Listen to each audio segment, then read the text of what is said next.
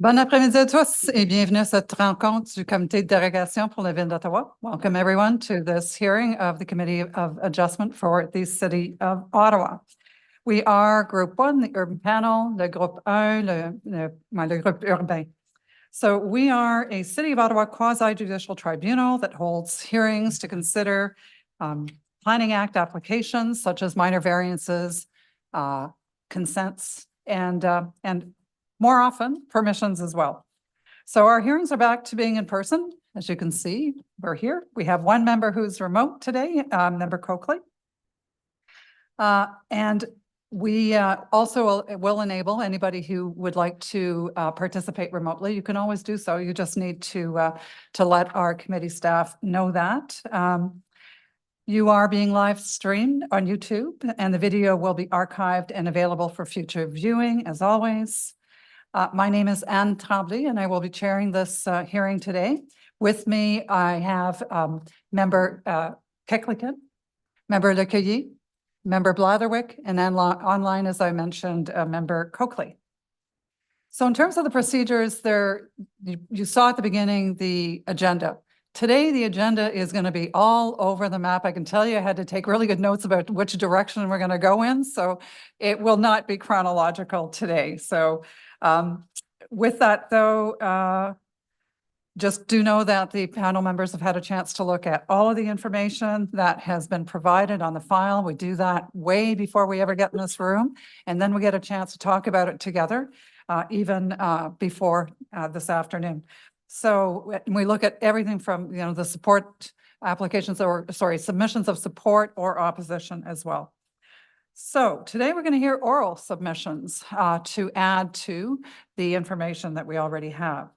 So as part of a statutory public notification requirement, each applicant is required to post a sign on the property before the hearing. They are required to confirm in writing that they did so.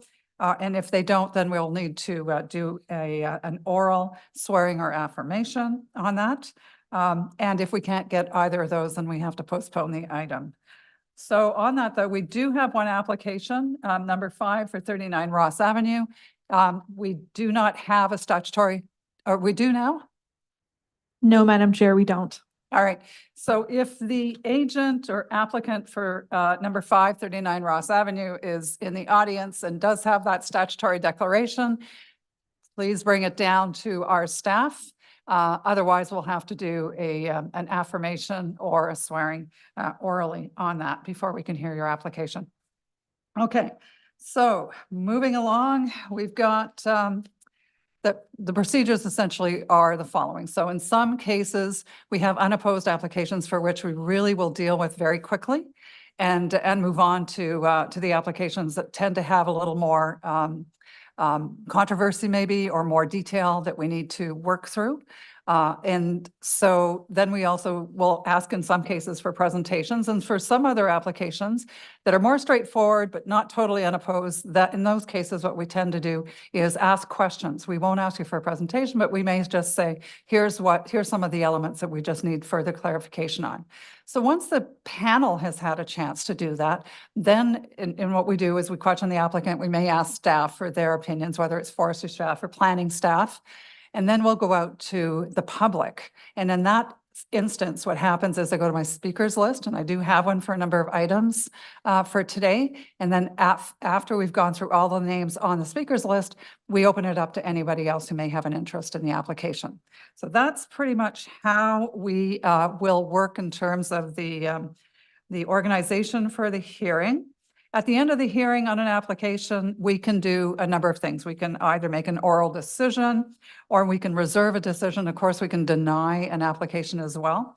Where we reserve a decision, it doesn't mean that we don't make a decision. So it just means that we've heard a lot of material and that we want to reserve time after the hearing to talk amongst ourselves about that information, and then we render a decision. In all cases, and within 10 days, the Committee of Adjustment will send an official written decision and the reasons for it to all parties, participant, and anyone else who has requested a copy of that decision. So we're now ready to get into our hearings, starting with a couple of items of business. There's no minutes to adopt today. but we do have standard declarations of conflict of interest for any items either on this panel or any other panel sitting yesterday. So, Member Keklikan. Madam Chair, thank you. In the interest of avoiding any potential real or perceived conflict of interest, I will recluse myself from item 6 and item 12 on this meeting. And the reason? If you would like to- It's these items are in my neighborhood, so I want to avoid any perceived conflict. All right, thank you. Anybody else? Nope, seeing no other further declarations of conflict of interest. So with that, we're going to go to adjournments. We have 4 on our schedule. The first one being application number 4. It's for 263 Saint Laurent Boulevard. Mr. Bolduc.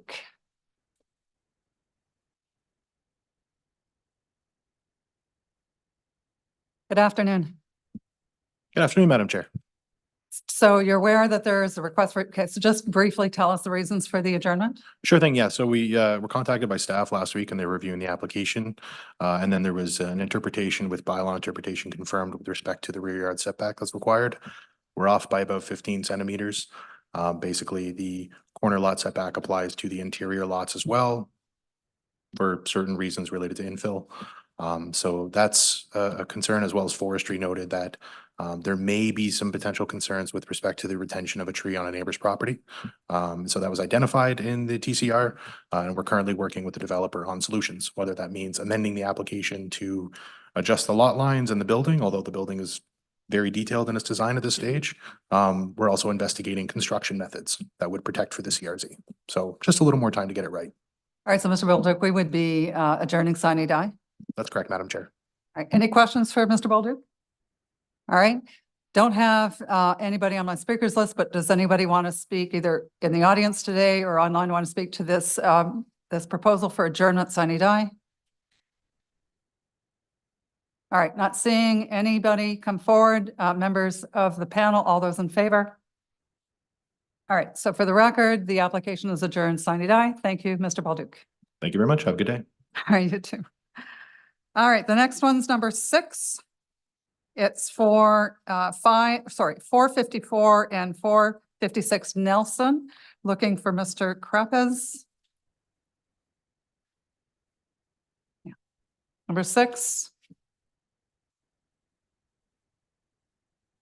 Have we got the agent? Not in the audience, so. Hey, can you hear me? Yes, we can hear you. We can't see you, but we can. Yes, I'm just turning it on now. Hi. Hello. So you're aware that there's been a request for an adjournment on this application? Correct. Yes. All right, can you just explain in a couple of, maybe a couple of sentences, the reason for the adjournment? Yes. I'm at the, can you hear me, Madam Chair? Sorry, I'm just hearing from the applicant at this point. Okay. All right, thank you. So, again, if you wouldn't mind starting again. Yes. Sorry, Madam Chair. So we decided to adjourn just based off of recent conversations with planning. So what that has to do is with we're trying to get some plans from the neighboring low-rise apartment building to understand where their windows are located in terms of hallways or bedrooms on that side, just so we can get a better, because planning at this time, they can't be 100% certain that they can support the variance on the one side facing 458 Nelson. That's the reason why we are planning to adjourn, so we can gather and verify. And planning said they will take a few days to get those plans to verify whether those corridors are in fact corridors where there's windows or living spaces and bedrooms. All right, thank you, Mr. Crepes. But going over to Ms. Linker, question for you. My understanding was that part of the issue is there is possibly a need for a minor variance, an additional minor variance to recognize the greater than 4 bedrooms proposal? Yes, that has been corrected. Ms. Linker mentioned she emailed or talked with the committee about our change to 4-bedroom units. So that is no longer an issue. So are you redesigning then, Mr. Carpaz? Are we going to be looking at new plans? Yes, we have already sent those plans to planning as well, and they confirmed it. All right, so my understanding is we are proposing a sine die adjournment on this application. Are you aware of that? Yes, an adjournment on the application. Yes. All right, and Ms. Linker, that's your understanding as well? Thank you, Madam Chair. It's my understanding that the applicant was going to maintain the same site plan and elevations and that only the floor plans would change, and that the additional information won't impact the application. So it's my understanding that they're intending just to adjourn rather than adjourn sine die, just for another 2 weeks or 1 month. But it's up to the applicant to confirm if those plans are actually changing beyond the floor plans. So Ms. Linker, I think I understood from Mr. Carpaz that he was waiting on planning for some information before moving forward. So is 2 weeks enough then to work some of this out? Thank you for the question. The information that we're retaining is floor plans for the abutting property to see if the windows that are located facing the subject site are hallways or corridors, or if those are living spaces that would be impacted by blocked natural light from the proposal. So that would just determine if staff can have no concerns or if we're going to maintain the concerns that we've already raised. So I think that the adjournment that the applicant is wishing to request is to allow time to continue discussions with planning and see if we can get to a no concerns report to the Committee of Adjustment. And so the applicant can confirm if my understanding is correct. Right, That Mr. is correct. All right, so I'm just wondering though, like March 6th or March 20th? March 6th should be sufficient, Madam Chair. All right, Ms. Linker, do you concur with that? I believe I can get some information within the next week, so I believe that March 6th should be okay. All right, okay. With that, then I'm going to go to the panel questions for Mr. Carpaz or Ms. Linker on this adjournment to proposal to March 6th. And I understand, Coordinator, that we probably have enough room on our agenda. Yes, we do. All right, thank you so much. Actually, that's our Deputy Secretary Treasurer, so sorry about that. Okay, so if that's the case, then do I have anybody on my list? Hang on. For number 6, where's my list?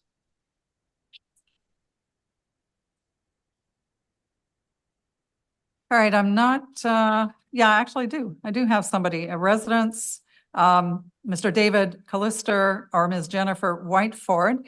So the, what we're talking about now, and I think, or do we have either one of those residents? I'm on the line right now. I'm virtual.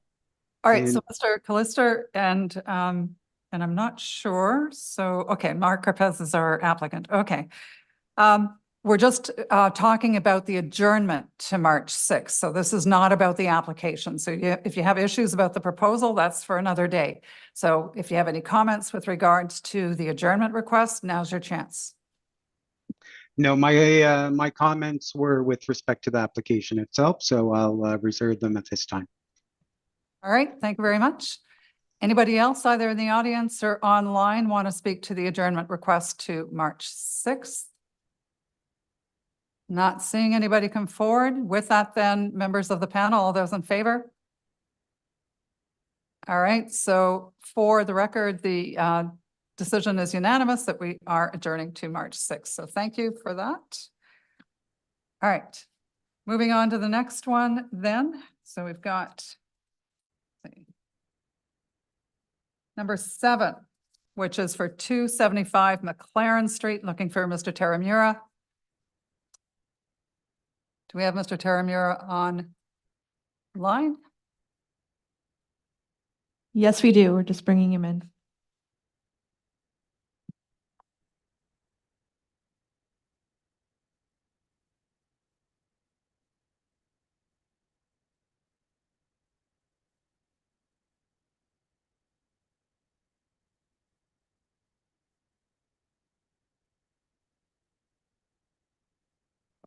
We had an Emily from WMTA with their hand up. Emily. Oh, there you go. Okay, sorry. Can you hear me? Yes, we can. So we're going to Hi. need, because we're expecting Mr. Taramir, can you give us your full name and your address, please? Yes, it's Emily Webster Mason. I am an associate at Watson McEwen Taramira Architects, and I'm here on behalf of Alan Taramira. We sent notice last week that it would be myself in his place. All right. You're aware that there is a request for adjournment sine die? Yes. All right. Can you just briefly give us the reasons for that adjournment? Yes, I guess there was some confusion. We've been requested to get the heritage conservation permit in advance of this committee. So we are going back and are in discussion with getting that, and then we will come back with no changes to the application. All right. And what's the timeline for that permit? We had calls in Friday, and I don't believe we've received a call back, but it has been reviewed by the counselor and no concerns were noted, and the planner. All right. So you're aware that we're proposing a sine die adjournment on this application, right? So that means we have to notify you when we want to be reallocated a date. Yes, you have to go back to the committee and we need to re-notify the residents and the businesses in the surrounding area. Yes. Okay. We don't submit a separate application. We would just, yeah. No, and unless, if there's no changes, then no, you would proceed with the same application. Okay. Yep. Understood. We'll follow up on the heritage application then. All right. Thank you very much. We've got on this, no one on my list from the public. That said, before I go there, members of the panel, anybody want to have questions for Ms. Weber Mason on the adjournment? No? Okay. In that case, nobody on my speakers list. Is there anyone in the audience or online who would like to speak to this adjournment request sine die? All right, I'm not seeing anybody come forward. So members of the panel, all those in favor? Okay, so for the record, the application is adjourned sine die. Thank you, Ms. Webster Mason. Thank you, Madam Chair. All right, that brings us to the last one on my list, which is for 11, it's number 11, 193 Sunnyside Avenue.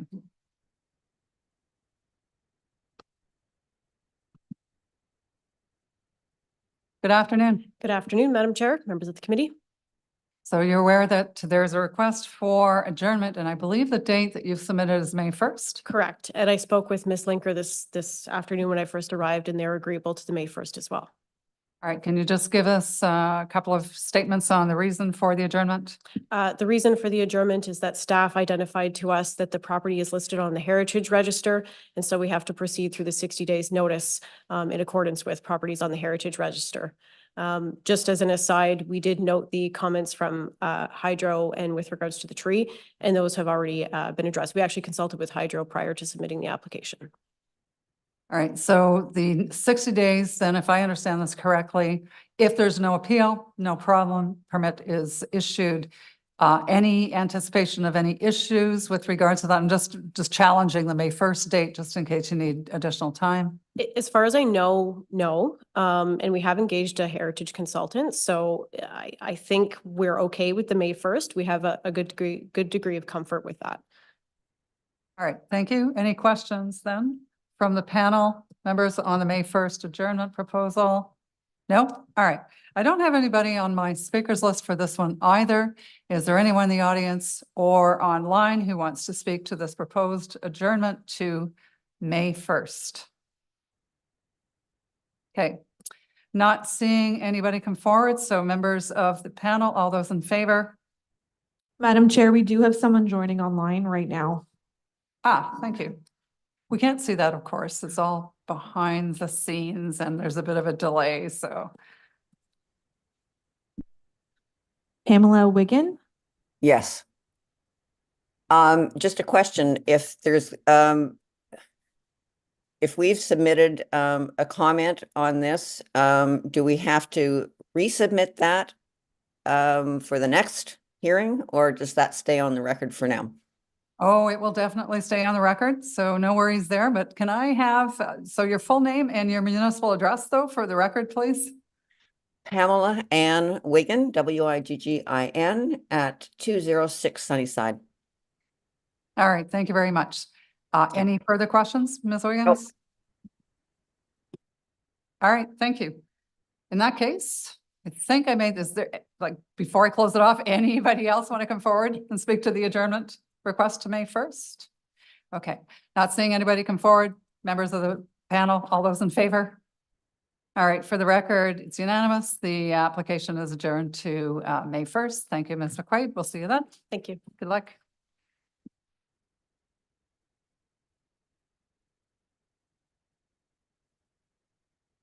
All right, that takes us to the end of our adjourned. We now have the unopposed. And before I go there, question for our Deputy Secretary Treasurer, Ms. Byers. Do we have the stat deck for number 5? Yes, we do. Excellent. So we're adding that one to our unopposed list. So starting then with number 2. And I'm looking for, I think it's Ms. Soar. Thank you.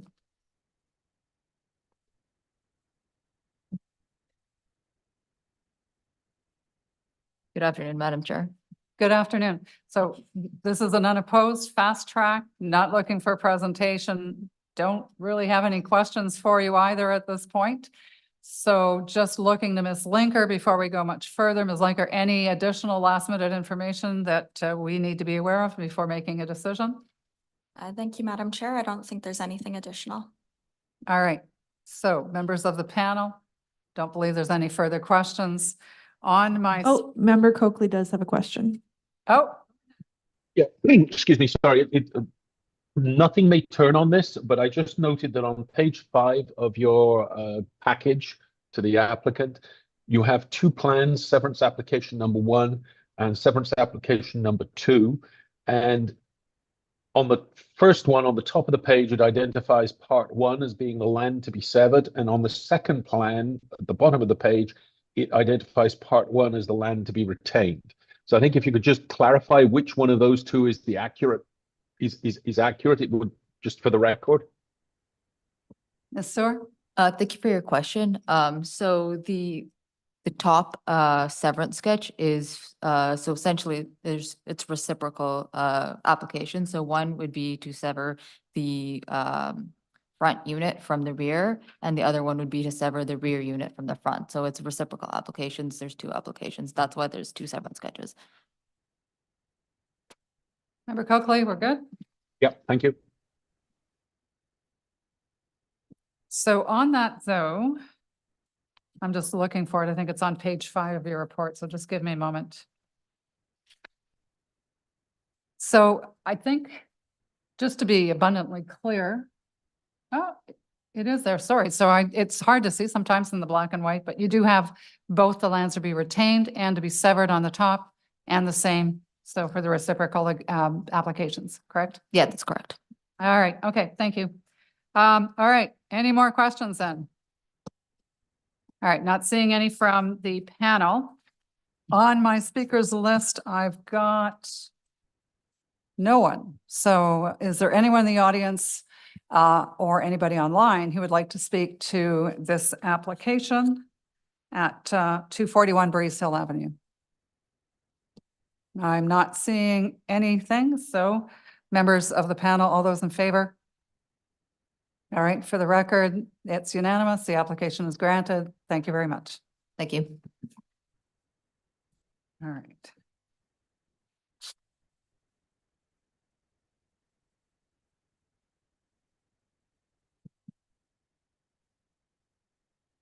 Okay, the next application is number 8 for 280 300 Montgomery Street, looking for Ms. Libman.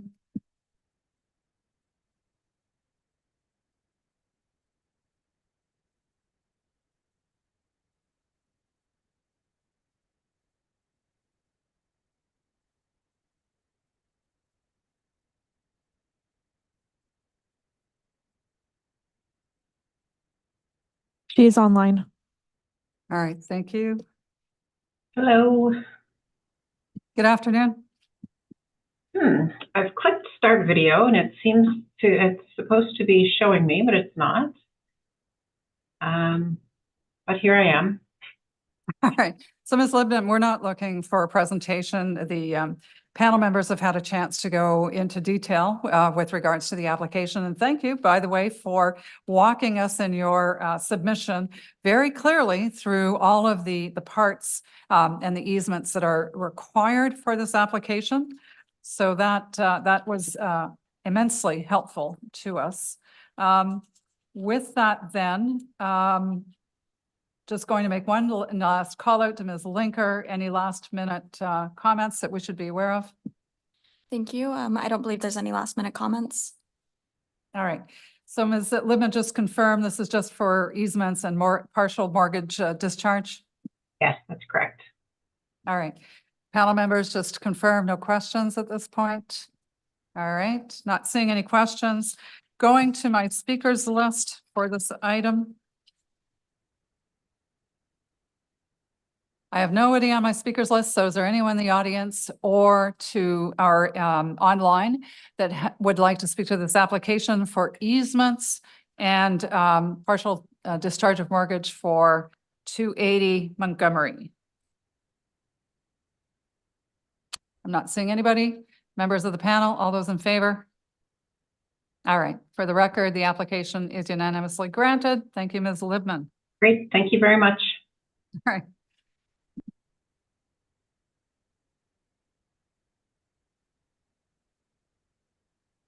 All right, the next one's number 9, it's for 95 Marlowe, looking for, I think it's Mr. and Mrs. Sata.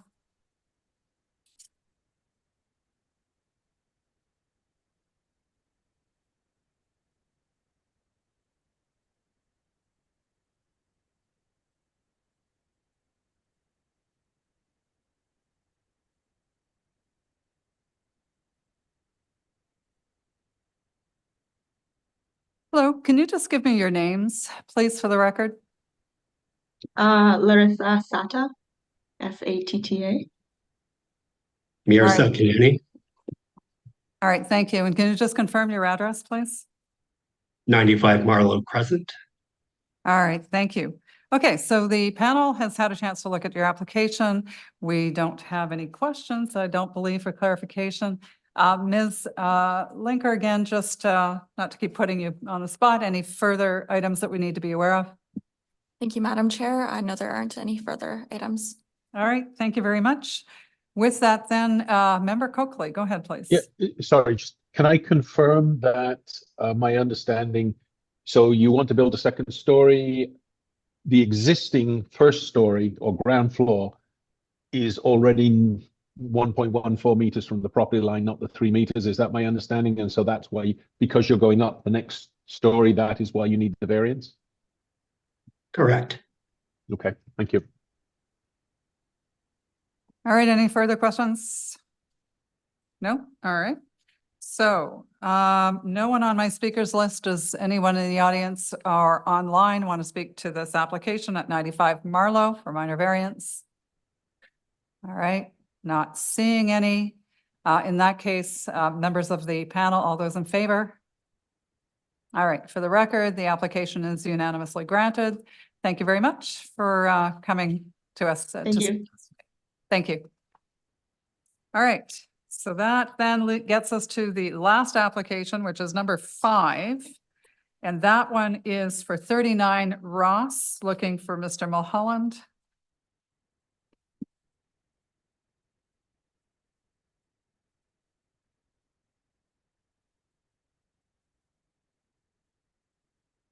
Good afternoon. I don't think your mic's on. Sorry about that. Good afternoon. All right, no problem. Okay, so again, a very simple, straightforward application. Panel members have had a chance to look at it. Ms. Linker, before we go on, anything additional we need to know? Thank you, Madam Chair. No additional comments. All right, members of the panel, yes, Member Coakley, go ahead, please.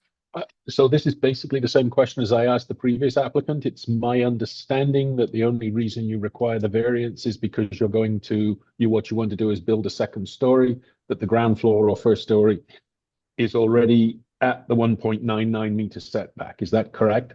That is correct. Okay, thank you. Okay, so on this one then, let me just see. I don't believe I have anyone on my speakers list. Is there anyone in the audience or online who would like to speak to this application? Now's your chance. All right, not seeing any. Panel members, all those in favor? All right, so for the record, the application is unanimously granted. Thank you so much, Mr. Mulholland. Thank you. All right, great. Okay, so that was the easy part of the hearing. We're moving on to the next. So, and I do have an order here. So we're going to start with number 1, which is for 145 Waverley Street. And I'm looking for Mr. Kelly.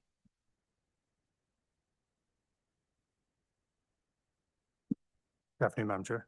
Good afternoon. So Mr. Kelly, do you have a presentation? Because I think we'd like a brief one from you. And part of the reason is because we have a number of letters of concern with regards to this application. So we're going to ask you to walk us through your proposal, please. Yes, I do. And I would just note that if I could have a few extra minutes to get through my presentation, than the 5 minutes that's permitted. Yes, it'd be absolutely. appreciated. Thank you. Not too long. You've got a few minutes. It's a Great. few minutes long. All right, thanks. So good afternoon, Madam Chair, members of the committee. My name is Jeff Kelly from Novatech. I'm here on behalf of the owner to present an application for minor variances at 145 Waverley Street. Next slide, please. So just with respect to context, subject site is located in the Somerset ward on the north side of Waverley Street. It's an interior lot with an area of 216 square meters and a frontage of 7.6 meters along Waverley. Subject site is designated neighborhood within the evolving overlay in the downtown core transect of the official plan. Subject site is designated local neighborhood in the central and east downtown core secondary plan. And the subject site is zoned residential 4th density subzone UC, exception 478 in the zoning bylaw. Next slide, please.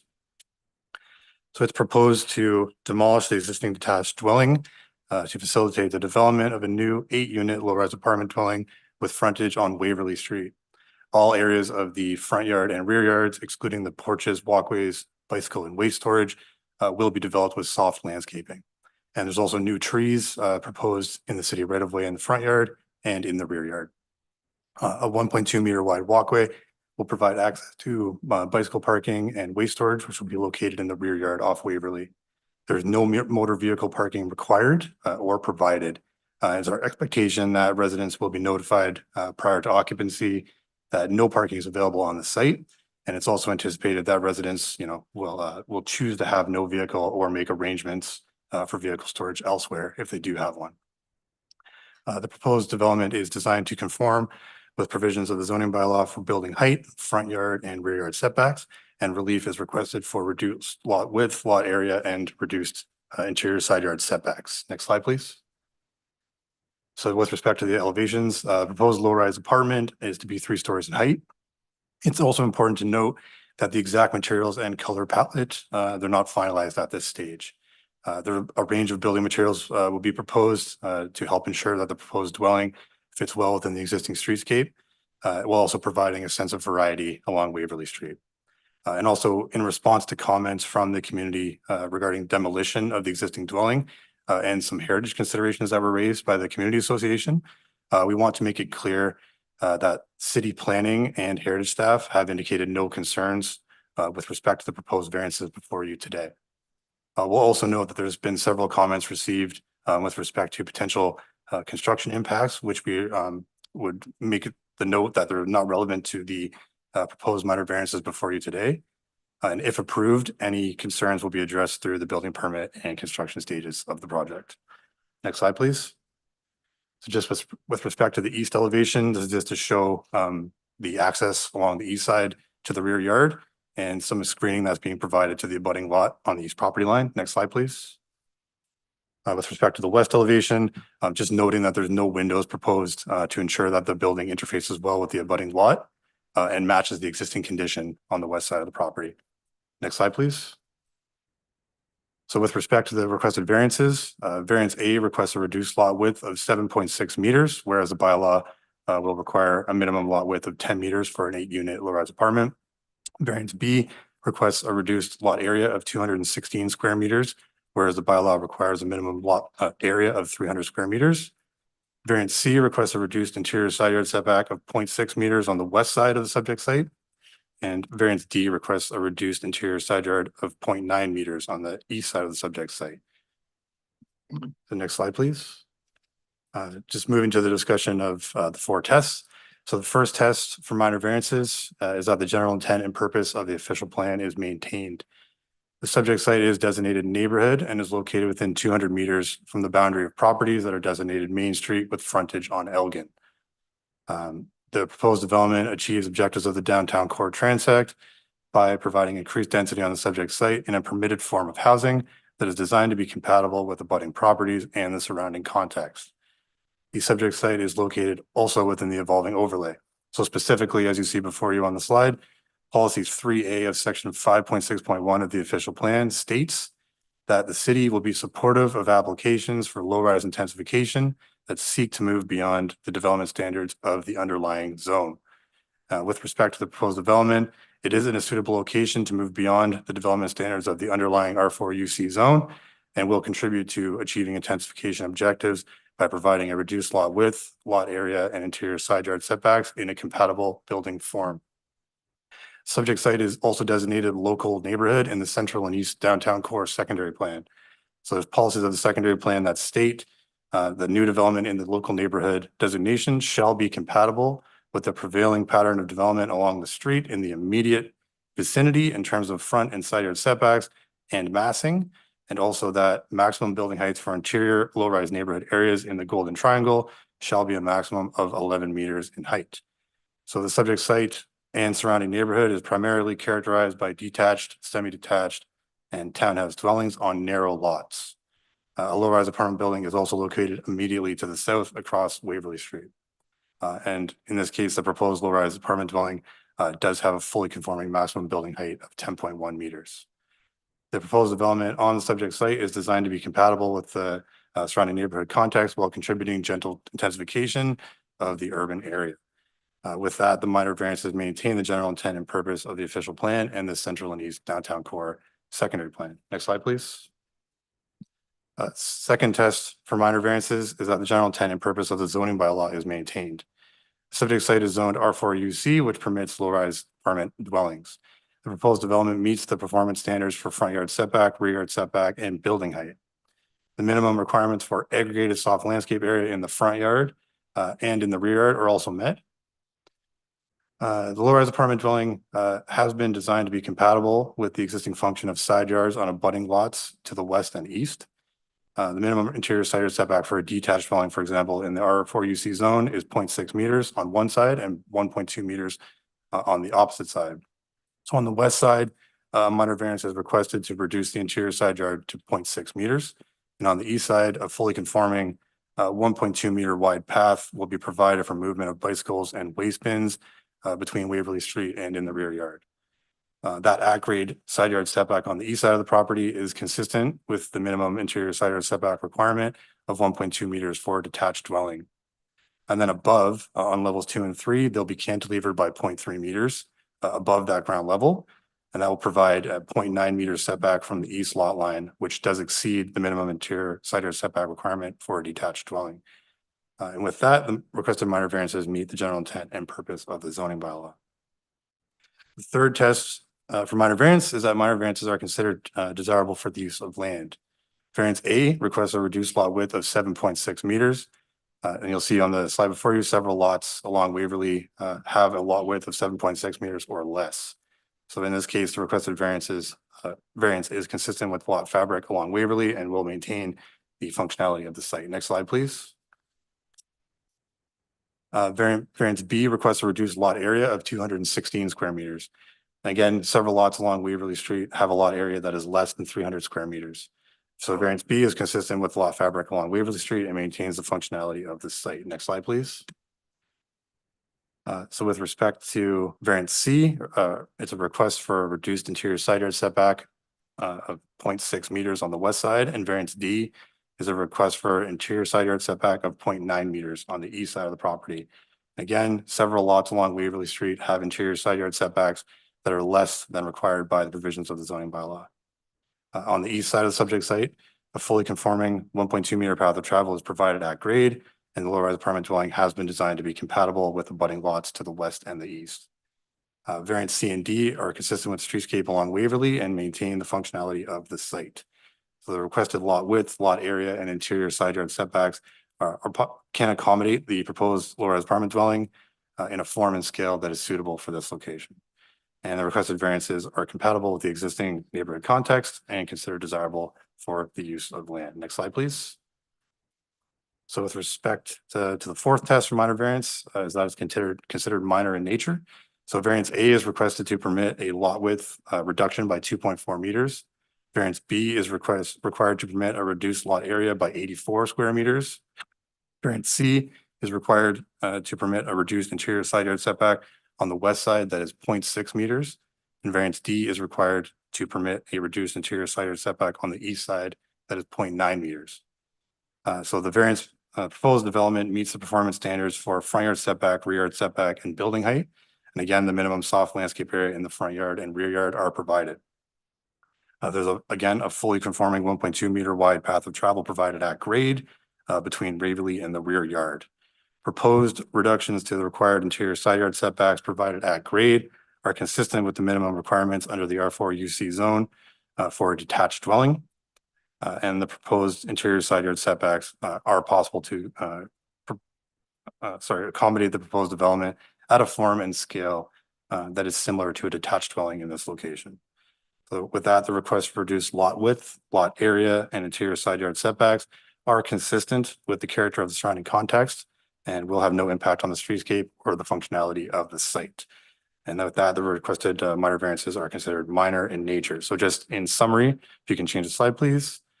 The proposed development at 145 Waverley Street maintains the general intent and purpose of the official plan and provisions of the zoning bylaw, and the requested variances are considered desirable for the use of land and minor in nature.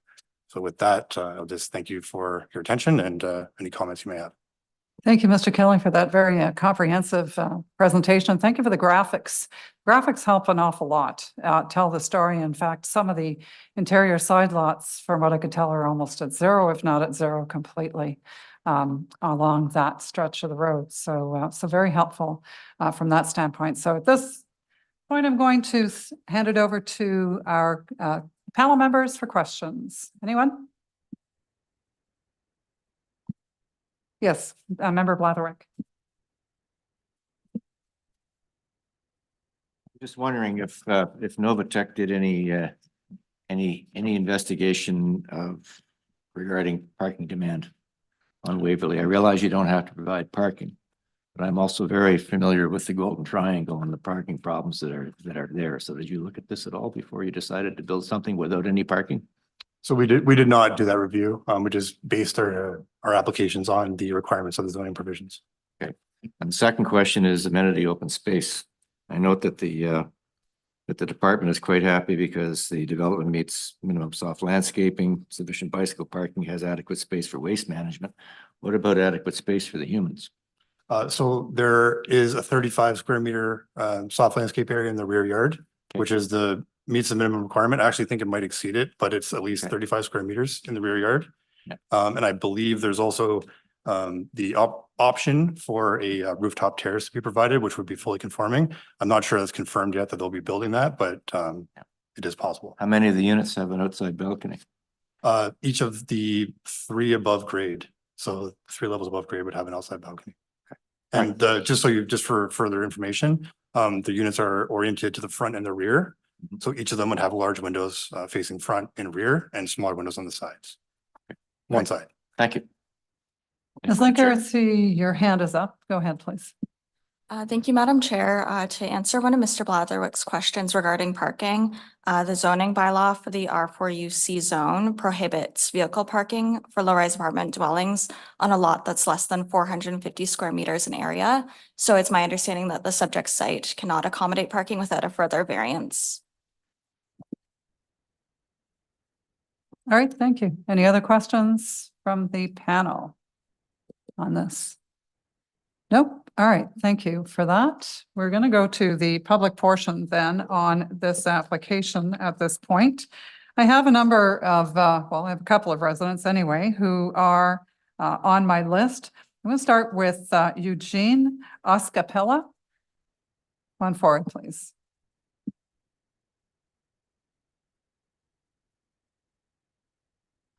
Good afternoon. Merci, Madame la Présidente. Thank you, committee members. I understand I have 5 minutes, so I will try to be brief. I normally lecture for 3 hours at a time. This will be a bit of a stretch. I'm a longtime resident of Ottawa. I've lived here for 50 years. I've been a resident of the Golden Triangle for 48 years. I've owned the house immediately to the west of the proposed development since 1988. That's 36 years. I'm very concerned about the reduced setback, particularly on my side of the building, because I need access to the side of the house. It's fieldstone. The house is about 130 years old. I don't see any clear access to the side of the house for doing necessary repair work. So that is something that is of a very real concern. We obviously, I share that foundation with 2 other houses. We're a 3-unit row house. As you've seen from the submissions, they're concerned about damage to the foundation, and that's because of the construction work. And now I don't know if that is dealt with through the bylaws or through some other mechanism, but we're very, very concerned about that because these fieldstone foundations are not. It is not a block foundation. We are concerned about the lack of parking. That's already been addressed. Parking on Waverley Street is difficult because of the overflow from Elgin Street. Elgin Street over the years, the 50 years that I've been here, has become moved from a general sort of commercial area to a party street, basically. And so there's a lot of parking there in the evening on the street. It's very difficult to find street parking. And in the wintertime, it's particularly difficult because the snowplows sometimes block access to legitimate parking spots by piling snow there. I'm very concerned about the proposed deck.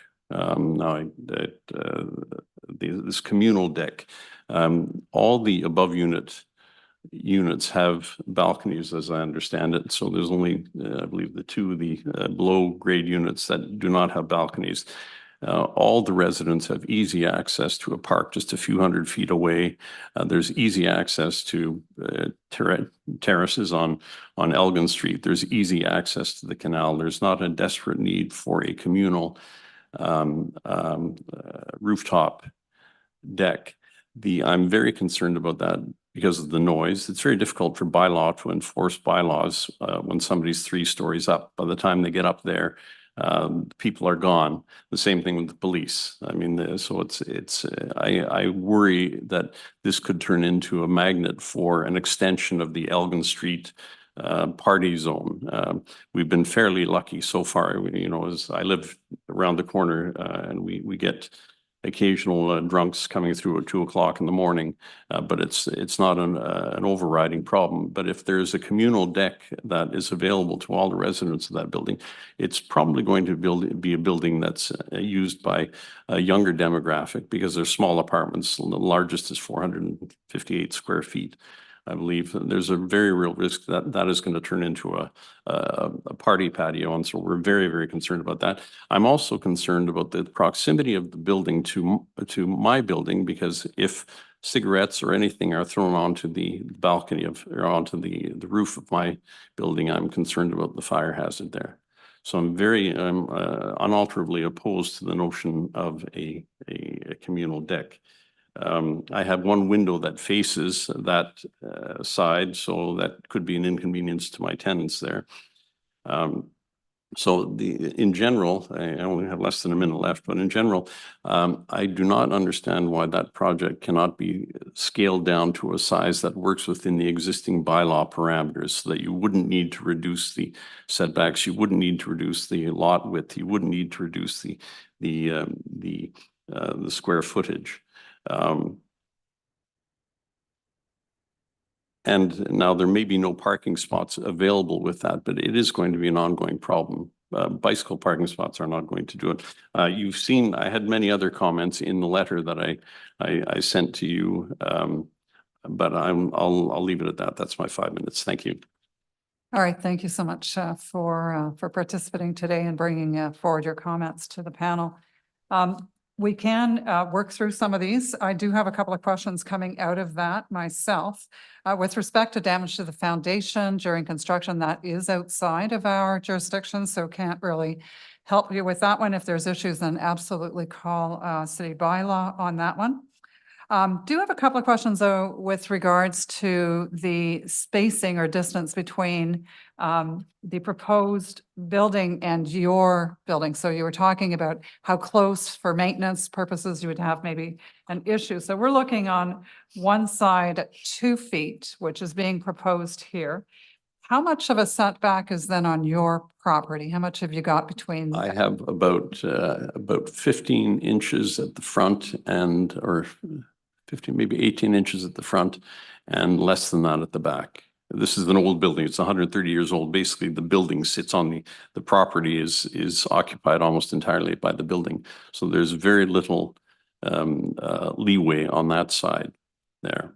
And my concern is that, of course, that I and other people will be disadvantaged by a building that's built that close, that we will not be able to get access to it. And I'm looking that there are stairs. There's looks like a porch and a set of stairs going down on the west side of the building that would effectively block me from crossing the side of my lot. And I might note that the developers have also blocked off already my access from my backyard to my side yard by putting up a fence. All right, so they're doing this on your property? Like I'm No, trying they to have, understand. it's because the property line is because historically these are buildings that didn't have large properties associated with them. The house took up the entire footprint of the lot, that when they put in a fence, it made it impossible for me to walk from the back of my property to the side of my property. So basically what I'm asking for is some good neighborliness here. I'm not opposed to development. But I want to make sure that it doesn't make it difficult or if not impossible to do the sort of maintenance work that is necessary on a house of that age. I'm understanding though that you already have an issue regardless of this development, that maintenance on that side of the house is problematic. No, not right now, because I can get access to the side of the house as it stands right now, but I can't get access from the back to the side. So basically I can't walk from my backyard to my side yard. I have to go around in the street and come in from the other direction. So I have to walk half a block basically to go from my backyard to my side yard. Because of the more narrow setback towards. Yes. Okay, all right. I'm getting that. Okay, questions from the panel? Yes, Member Coakley, go ahead, please. Sorry, just had a bit of a in my microphone there. So that actually does raise a bit of a question for me that I had thought about earlier, but then I was going to put aside. Is there a functional rear lane in this area? There are, from some of the plans, there appears to be a rear laneway, but it's not clear if that is, A, there and B, functional. And I guess following up on your comment there, if there is a rear laneway, how would you access that laneway? There is a rear laneway, but not directly behind my property. There's a laneway that runs from McDonald Street to Cartier Street at the back of the lot of the proposed development. That has been a laneway that's been there ever since I've been there, and that's a public laneway, and that runs, I believe, right from McDonald Street to Cartier Street. But that has no bearing on on my property because my property does not extend as far as that laneway. It's actually an apartment parking lot that comes right up to the back of my house. Yeah, I can see that. It's like a half, it's almost half the depth. Of Yes, the, that's septic correct. lot. Any further questions, Member Coakley? Well, maybe I might then just follow up with Ms. Linker if I could on that. So again, I'm looking at the City of Ottawa Committee of Adjustment circulation map. It would appear, and you know, maybe that you can confirm this to me, that your house actually goes right up to your back property line. Is that correct? That's correct. Okay. I So have then about 5 or 6 inches behind the house is my Okay. property. So I guess then just to Ms. Linker, if what you're referring to as an apartment parking lot, if that is a separate piece of land that theoretically could be developed in the future, what sort of requirement, thank you. Yeah, what sort of requirements might there be on that oblong piece of land fronting on Cartier Street that would provide any degree of rear access to 153, 151, and 149? I simply do not answer. I have no answer to that. So we're going to look to planning. Yeah, no, staff. I was suggesting the planning department might have an answer to that question. Ms. Linker, please. Thank you for the question. I'm just pulling this up on Geo Ottawa as well.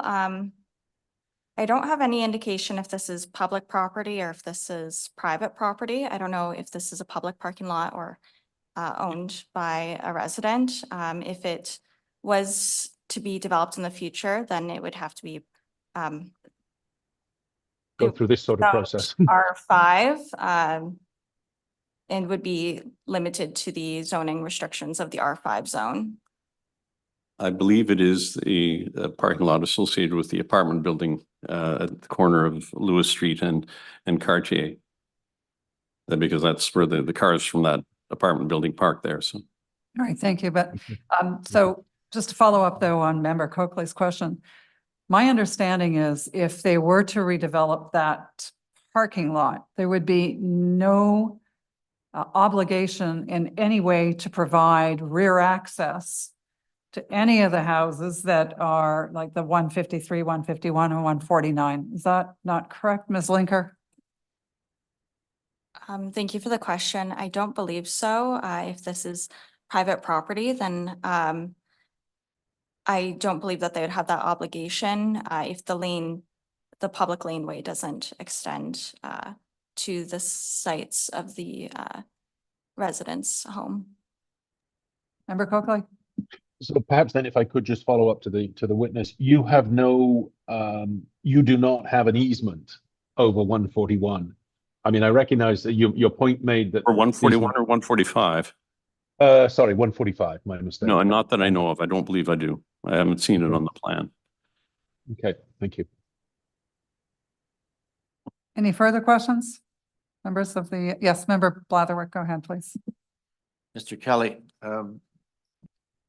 have you folks considered a right-of-way between 149 and 145, establishing a right-of-way between those two dwellings so that Mr. Oscapella can actually access the side of his building for repairs if necessary? Because it sounds to me like if he's walking down there, he's on this much space, which is really not very adequate. Through you, Chair, we have not considered that. We can definitely take it back to our client. I'd suggest that that's something that the budding neighbors should discuss. Because right now, if you're Mr. Oscapella, if you're back there doing repairs on your building, you're on their property. That's correct. And if they put a fence along that lot line, you've got a problem. Yes, exactly. So I'd suggest that you may be time to have a serious discussion with the applicant regarding establishing a right of way. So just to follow up then, Member Blatherwick, just want to make sure I understand then. So what you're suggesting is that they have that discussion outside of essentially Our discussion's on the approval. Is that correct? All right. All right, so when today, if I understand things correctly, Mr. Oscar-Pella, is essentially you have that access, and it's really because it's sort of an agreement with that landowner today that you can do that maintenance Yes, on. your well, with the property. tenants, and historically, I've owned that property for 36 years now, and there's never been a problem. That's good neighbors, but corporations are not always good neighbors, unfortunately. All right, okay, thank you for that. Any further questions then from the panel members? Okay, so I'm going to go to the public portion, or sorry, the additional ones. I am at the public portion. My apologies. Next speaker then on this, if you wouldn't mind. Thank you, Madam. Would be Denise Perrier and Jim Hardy. Thank you for your time, Mr. Oscar-Pella.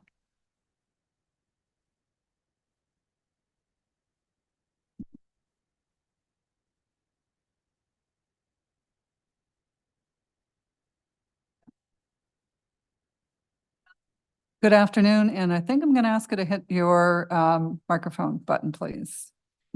There we go. That'll be easier. Perfect. So you have 5 minutes. The floor is yours. Thank you very much for this opportunity. I live at 86 Lewis Street. My parking does give on the alleyway where just beside, actually practically in front of the site that is in concern here.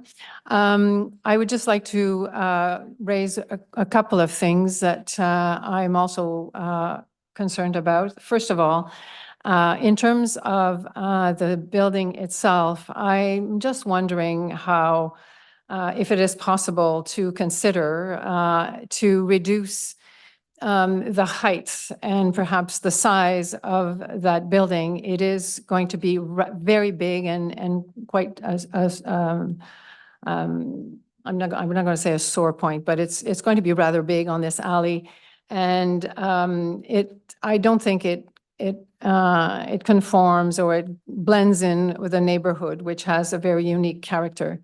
So I'm questioning the size and the approach on this, and hence why 8 units, 6 might be better and a little more quaint in conformity with the vibe and the neighborhood itself.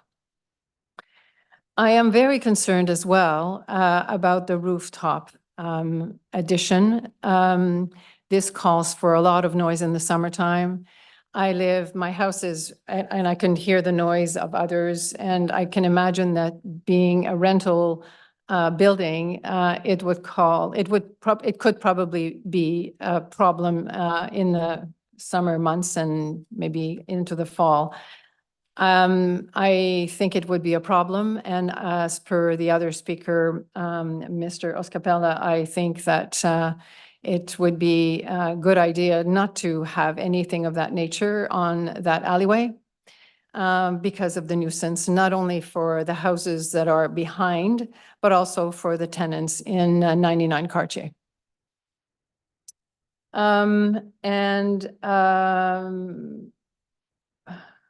Yeah, I think I've addressed the points I wanted to make. I don't have any more to say other than I'm concerned about the size and the size and that rooftop. Thank you. Questions then for our speaker? All right.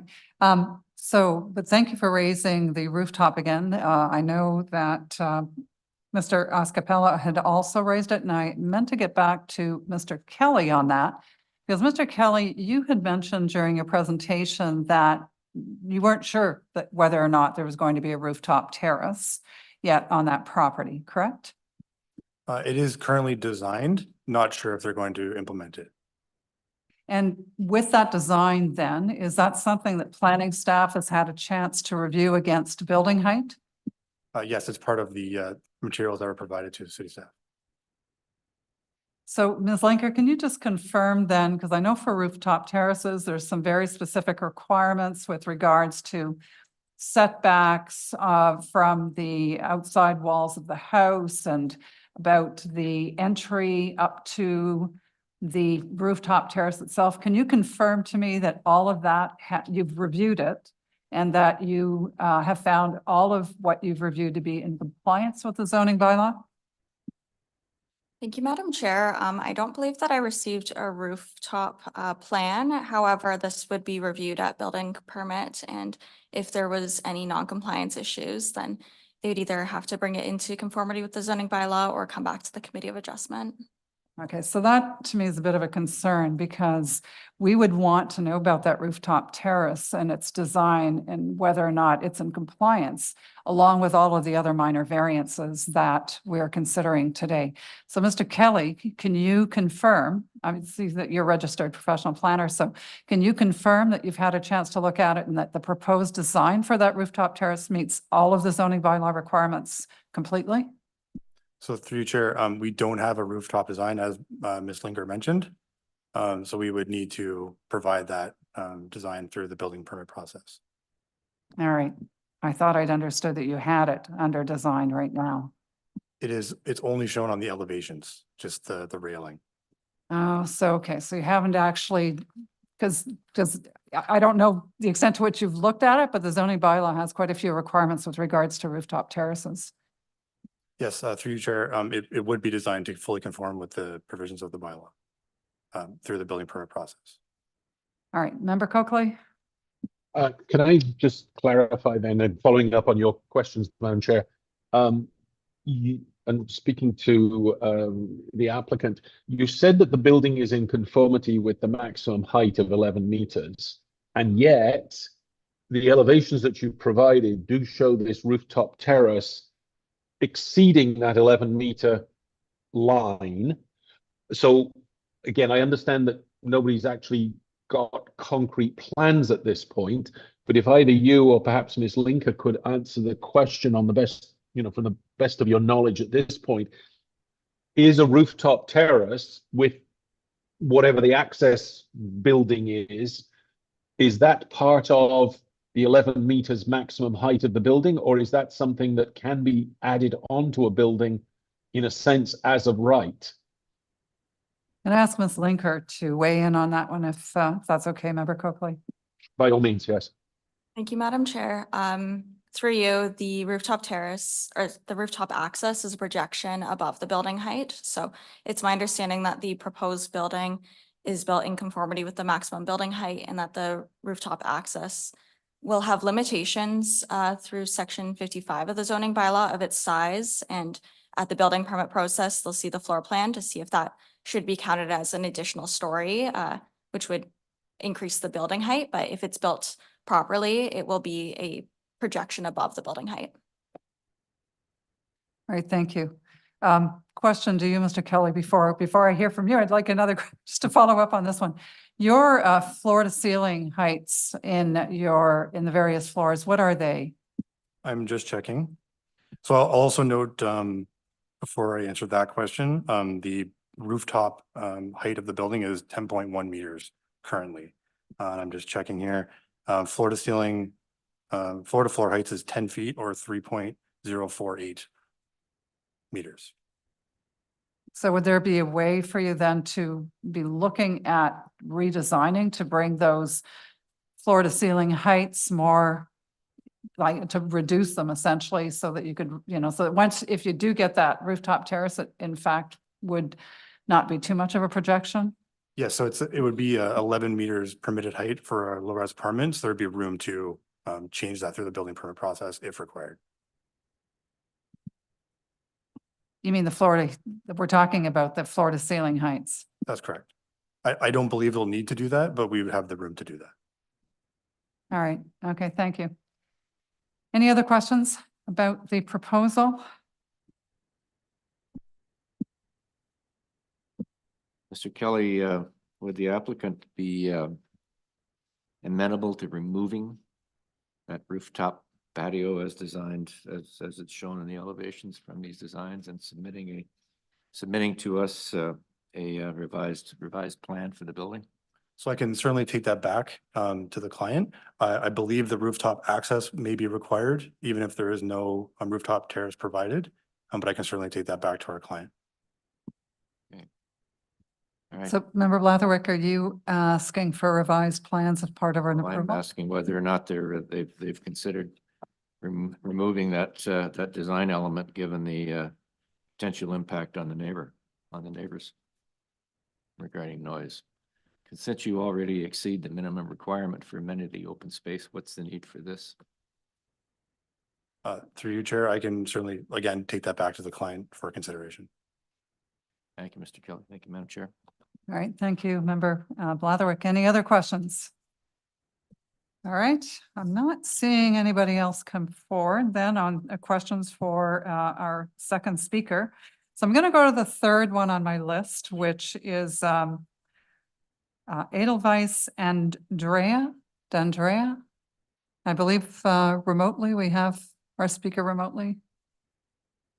Good afternoon. Sorry, you're on mute. Thank you very much for allowing us to weigh in on this development. I live at 129 Waverley Street. I'm the owner of a triplex there.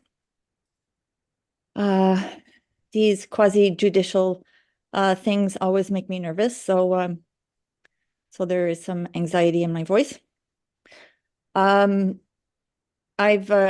submitted a written comment in articulating lots of concerns about the actual construction of it, but since that's not part of the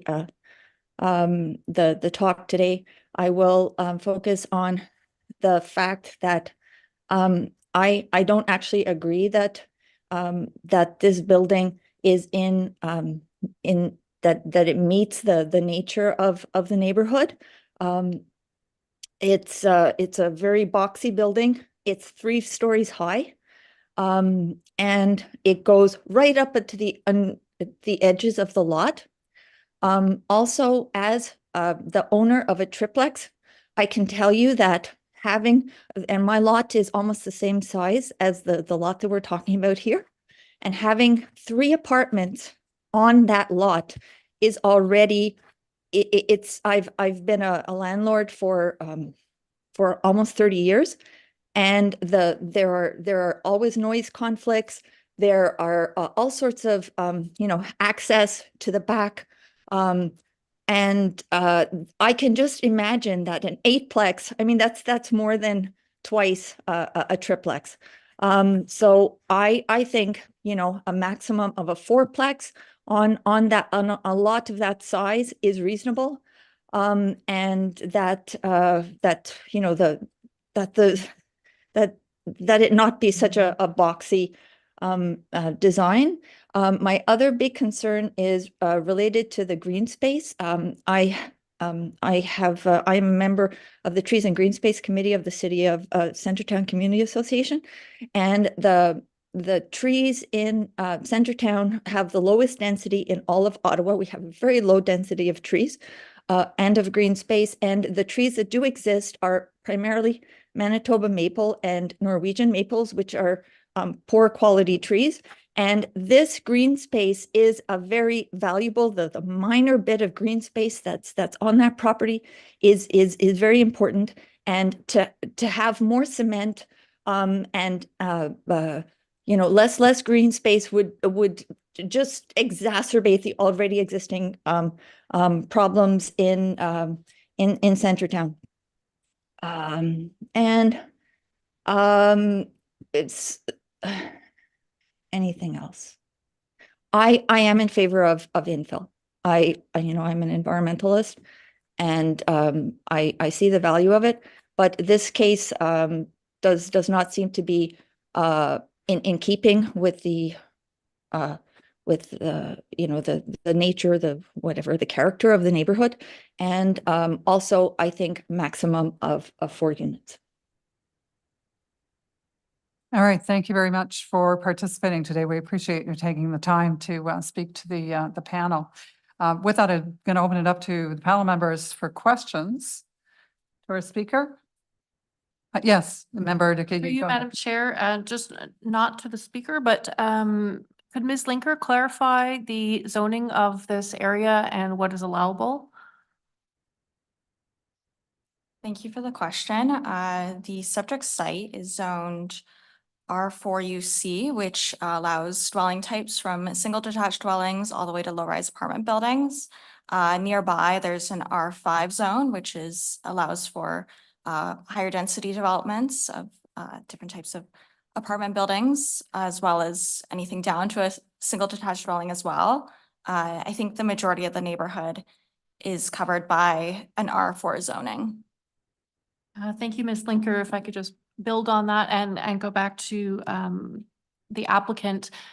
Did you do any kind of needs assessment of how did you come up with why 8 versus 4 versus anything else? I would have to defer that to the applicant, to the owner. I'm not certain if they've done that. All right, thank you, Member Lekeye. I also have a question then, and oh no, where's my speaker? What happened to Ms. Dandre? Yeah, she went offline. Oh, We've okay. lost her. All right. Okay, well then, maybe Mr. Kelly, you have this answer. So, you know, when we look at these plans, we don't know necessarily what the dwelling type is. So through our third speaker, we found out that at 129, she has a triplex. Along that string of units along Waverley, then can you tell me if there are other triplexes or quadruplexes or whatever they call that or above? Can you tell me? Yeah, there are semis, detached dwellings and triplexes along the frontage there of Waverley. Any that have more than 3 units? Not sure what's inside of them now, just from the streetscape. Ms. Linker, have you any idea, any insight with regards to that? Thank you for the question, Madam Chair. I haven't looked into seeing what the typologies of the surrounding neighborhood is. I know the official plan direction is going towards looking more at building form over building typology. So seeing if the massing makes sense and paying a little bit less attention to how many units are on the inside, as long as, you know, if it becomes a low-rise apartment building, is it meeting bicycle requirements, waste requirements? So I'm not sure if there are more low-rise apartment buildings or if those are all singles or if they're 3 units. And thank you for that, Ms. Linker. The reason I asked is because we've heard a lot about the incompatibility with the character and with what's the built form today on that street. And yet it kind of, you know, when I heard from our third speaker, it just sort of dawned on me that maybe there's a lot more multiple units on Waverley that we don't know about. But I think I've heard from you, Mr. Kelly, that for the most part, you think there's triplexes, but not maybe something that's in the scale of units that you're proposing. Through you, Chair, I also failed to mention directly across the street is a low-rise apartment building that takes up a large majority of the block from Cartier to basically right in front of the property that's we're talking about today. All right, thank you. I think we see that on our key map for that. So, okay. Any further questions for either Ms. Linker or our applicant? No? Okay, so I'm going to make a call, a general call. That was so the third speakers was the last on my list, but I'm going to make an open call to anyone in the audience or online that may have an interest in this application and would like to speak with the committee. Anyone? Come on down.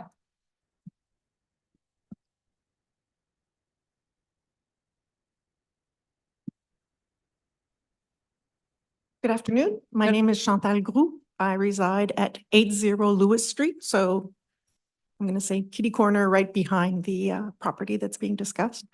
So I know many of the people have mentioned I'm going to say access to the rooftop. I think that's a little bit overviewing all of our back neighborhood in the alleyway.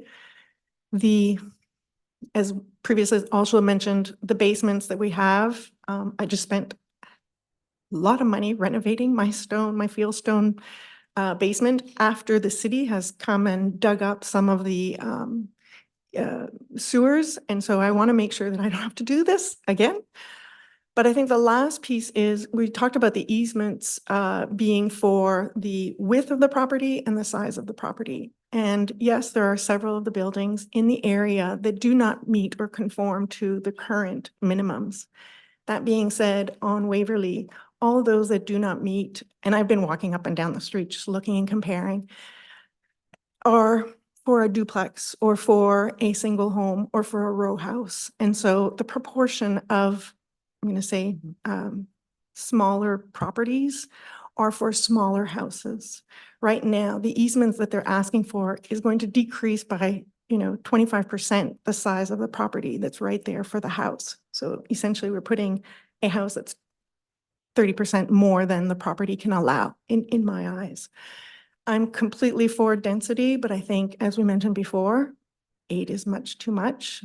4, 6, the parking lot. I think many of the houses that are nearby, there is some, there's one on 99 Cartier that's quite large. That being said, I think it's proportionate to the lot size and facing Cartier, not facing one of the in-streets. So I'd just like to look at, or for the owners to look at, what are the other options they can do that would fit more into the character of the buildings. Many of the houses around, you'll notice, are heritage.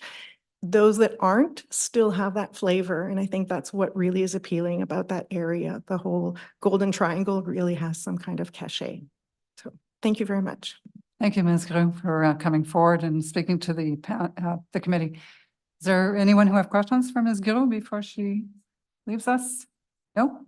Oh, yes, go ahead, Member Blatherwick. Mr. Kelly, just one final question.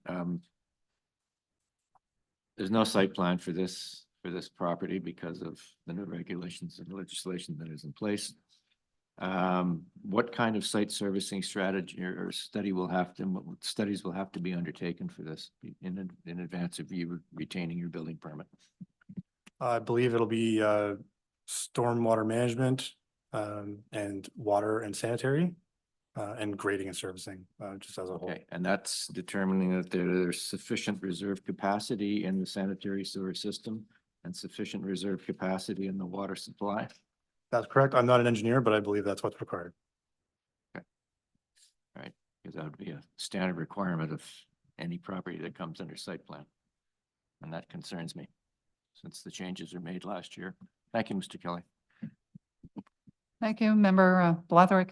I'm just going to ask the question of Ms. Linker, though, in terms of the collection or gathering of comments, technical comments, would this be something that the city infrastructure people would flag if there was an issue with site servicing?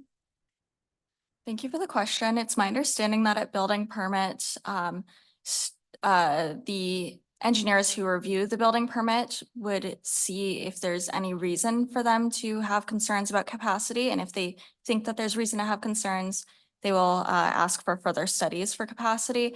And if they don't flag any reason for concerns, then they'll be issued the building permit. I'm not sure if that's exactly the way that they do it, but it's my understanding that it's a case-by-case basis. Ms. Linker, is the applications, the consent application, or sorry, the committee of adjustment application circulated to infrastructure people as part of the regular process? I'm sorry, to clarify the public comments. No, I'm talking about the technical. So when you get the application, is it not sent on technical circulation internally to the city? The circulation, I believe, goes to Building Code Services for comment, and along with myself, engineers did comment on this, and I think if they did have concerns, they would probably raise it at this point. All right, thank you. I was getting a little concerned that we're waiting about getting things like as fundamental as site servicing dealt with at building permit instead of at the time that we're talking about an approval on a development. So glad to hear that there's that check and balance before it actually gets to building permit. So, okay. Further questions? Anyone? No? Member Coakley? No. Okay. All right. And I believe, is there anyone else though in the audience or online who wants to speak to the committee about this application? Okay, nobody in person, nobody online? All right, okay. So Mr. Kelly, we're going to give you a last few minutes to recap Thank you, Madam Chair. I think most of my comments have been covered through your line of questioning to Ms. Linker. I'll just note, the one thing I wanted to note is the building height. That's been a kind of recurring theme here. If the developer or anybody on a lot of this size would want to build a single detached dwelling on that type of size of lot area, lot width, the interior side yard setbacks would not be required or relief for that. And actually, the building that's designed right now before you is basically within the permitted building height of 10 meters. That would be a single detached dwelling could fit within that. So I just wanted to make that note. Otherwise, I just would like to thank staff for their comments and the committee and all the residents that came out today. All right, thank you, Mr. Kelly. Any last thoughts? Okay, I'm going to guess that the panel is going to reserve on this application. So thank you, Mr. Kelly. A decision will be made, but we have a lot to consider based on the oral submissions that we got today. So thank you for your time and thank you to everyone who was involved in discussions today. We appreciate your coming out to speak with us. Thank you. Okay.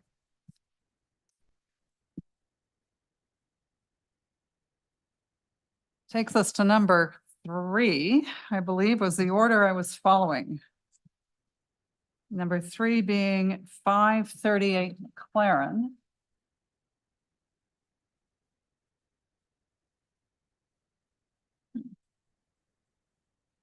Good afternoon. Good afternoon, Madam Chair. So we will be looking for a brief presentation from you today based on some of the letters of concern that have been submitted in response to your application. So do you have a PowerPoint presentation for us today? Yes, we do. Thank you. We'll tee that up and go ahead, please. Thank you. The proposed development here up on the screen at 538 MacLaren is the proposed site plan. I'm the applicant, but the owner is seeking to permit a 1-story, 415 square foot rear addition in the rear yard. You can see there the relief that we're requesting is from the heritage overlay. So one of the requests is to permit the rear addition to project to the westerly side yard. Basically, we're proposing a setback requirement there of in the interior side yard of approximately 1.05 meters on the west side. Additionally, there is another reduction required for the rear yard setback. The permitted setback for the zoning bylaw is requiring a 9.9 meter setback, but the 1-story addition is shown to be 8.4 meters there. And again, the reason for the setback requirements is to provide both sufficient living space for this addition. So this would be an addition for a main bedroom on the first floor. The proposal here, as shown, is it's currently it's a 4-unit, 3-story detached dwelling. And in this conversion, there would be a 5th unit in the proposal, which is in the lower level of the 1-story addition at the rear yard that you see here. Can I go to the next slide, please? The next slide is just showing so again, you can see the front. So the elevation on the left is the one facing MacLaren Street. You can see there on the right side, which would be the west of the property, is what would be seen from the street. The 1-story addition, and again to the right is the rear yard. So just to kind of show the addition at the rear there. Next slide, please. The next slide is showing again, just another the side elevation. You can see there that the addition is subordinate to the existing heritage building. And again, we're not trying to mimic any of the finishes there, so it will be compatible. And I mean, it is a practice that we've used on other heritage projects, where again, trying to again make it subordinate to the existing heritage, not taking away from the values of that. Next slide, please.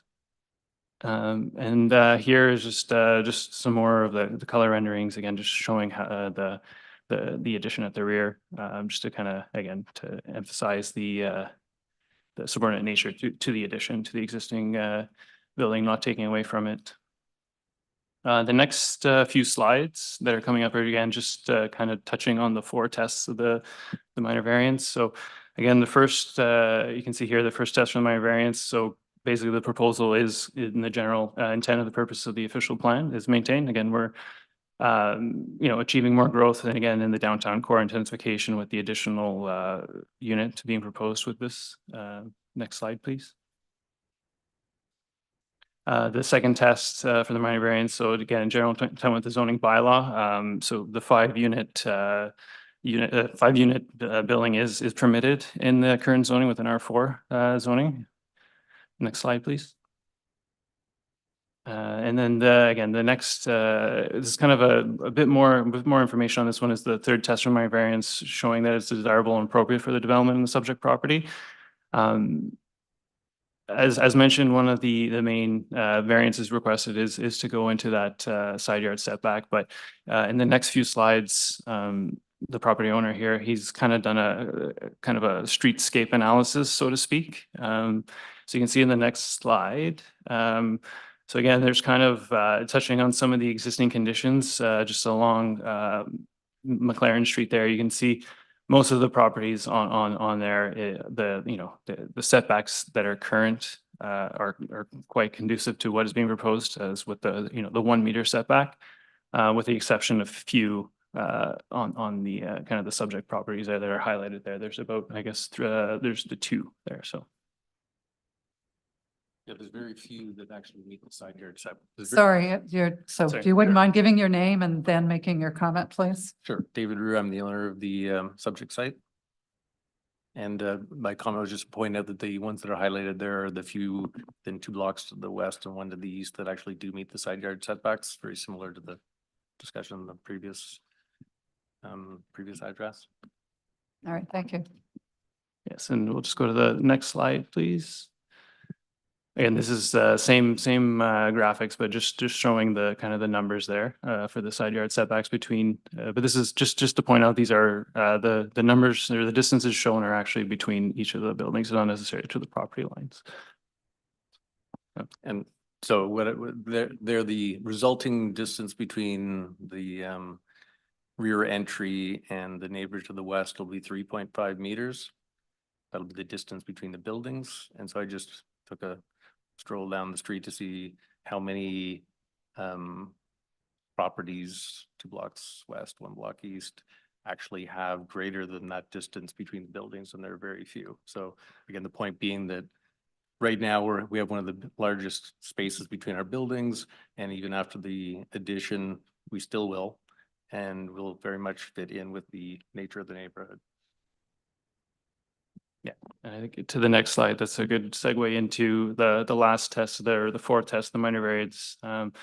Just basically emphasizing how the proposed development is a minor variance, and it is going to be inconsistent with the existing character of the surrounding context on MacLaren Street and within the neighborhood. All right, thank you. Questions from the panel members on any of the information provided? Anyone? Yes, Member Keklikan. Thank you, Madam Chair. I note in the staff report that, Heritage staff has reviewed this and no concerns about the addition and that it's subordinate. I'm just wondering what that means in terms of materials used in the addition. Does it have to be different? Does it not detract? Does it, be consistent with? I'm just curious to know what's the definition of that. Thank you for the question. I'm just trying to remember on this one if this actually required a heritage permit or not. I don't see it in the comments that I was provided to by Heritage. I don't know if the applicant can confirm. If it did not require a heritage permit, then I don't think that the materiality would be considered. I think that the subordinate piece was just the location being very far from the street and not dominating the front facade that was recognized for its heritage. Okay, so I'm interpreting then it's not really, when it says distinguishable, it's not evident from the streetscape. The proposed addition, according to heritage staff, is, sorry, is that what you mean by not distinguishable? Yeah, I'm just reading what it says and I'm interpreting it as not noticeable from the street frontage. That's my understanding of heritage comment, is that they don't think that that will interrupt the or influence the heritage attributes of the property. Thank you.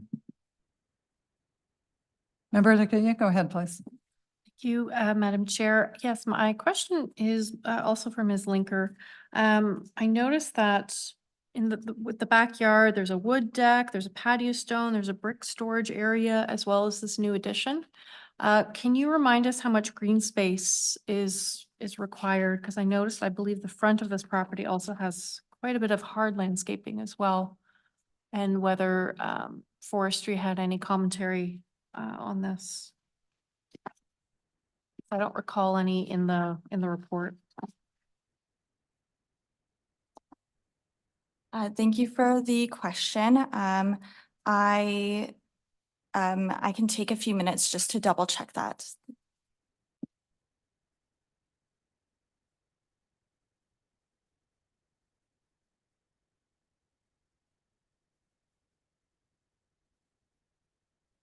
Regarding, hello, sorry, Julian from Forestry. Just thought I wanted to address the Madame Lequet's comments about the trees. So through you, Madam Chair, we did sort of raise the issue of tree protection for the neighboring tree, which was of concern. So I went out to site and talked to the homeowner and advised him that they do need tree protection. So that's to be retained and protected throughout construction. And then they are retaining, as far as we saw on the plans, they are retaining the 2 trees in the back and the softscaping around those. So there's to be no injury or reduction around those, as I understand it. Thank you. I was just building on the comments I recall reading from the public on stormwater runoff and issues of water in that area. So that's why I was just kind of curious of if there's more soft landscaping, it can be absorbed more in the area. So thank you for that clarity, Forestry. Okay, further comments or questions from the panel?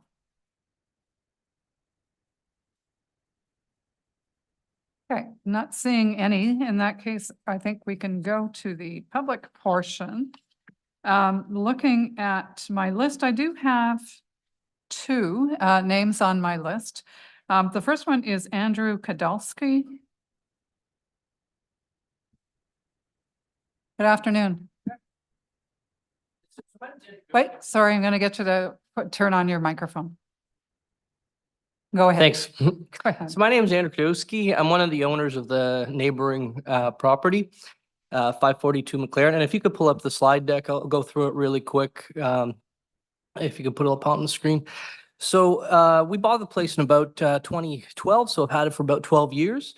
It's a 4-plex, same as the current one, property next door. I'm just going to go through kind of our take on whether or not this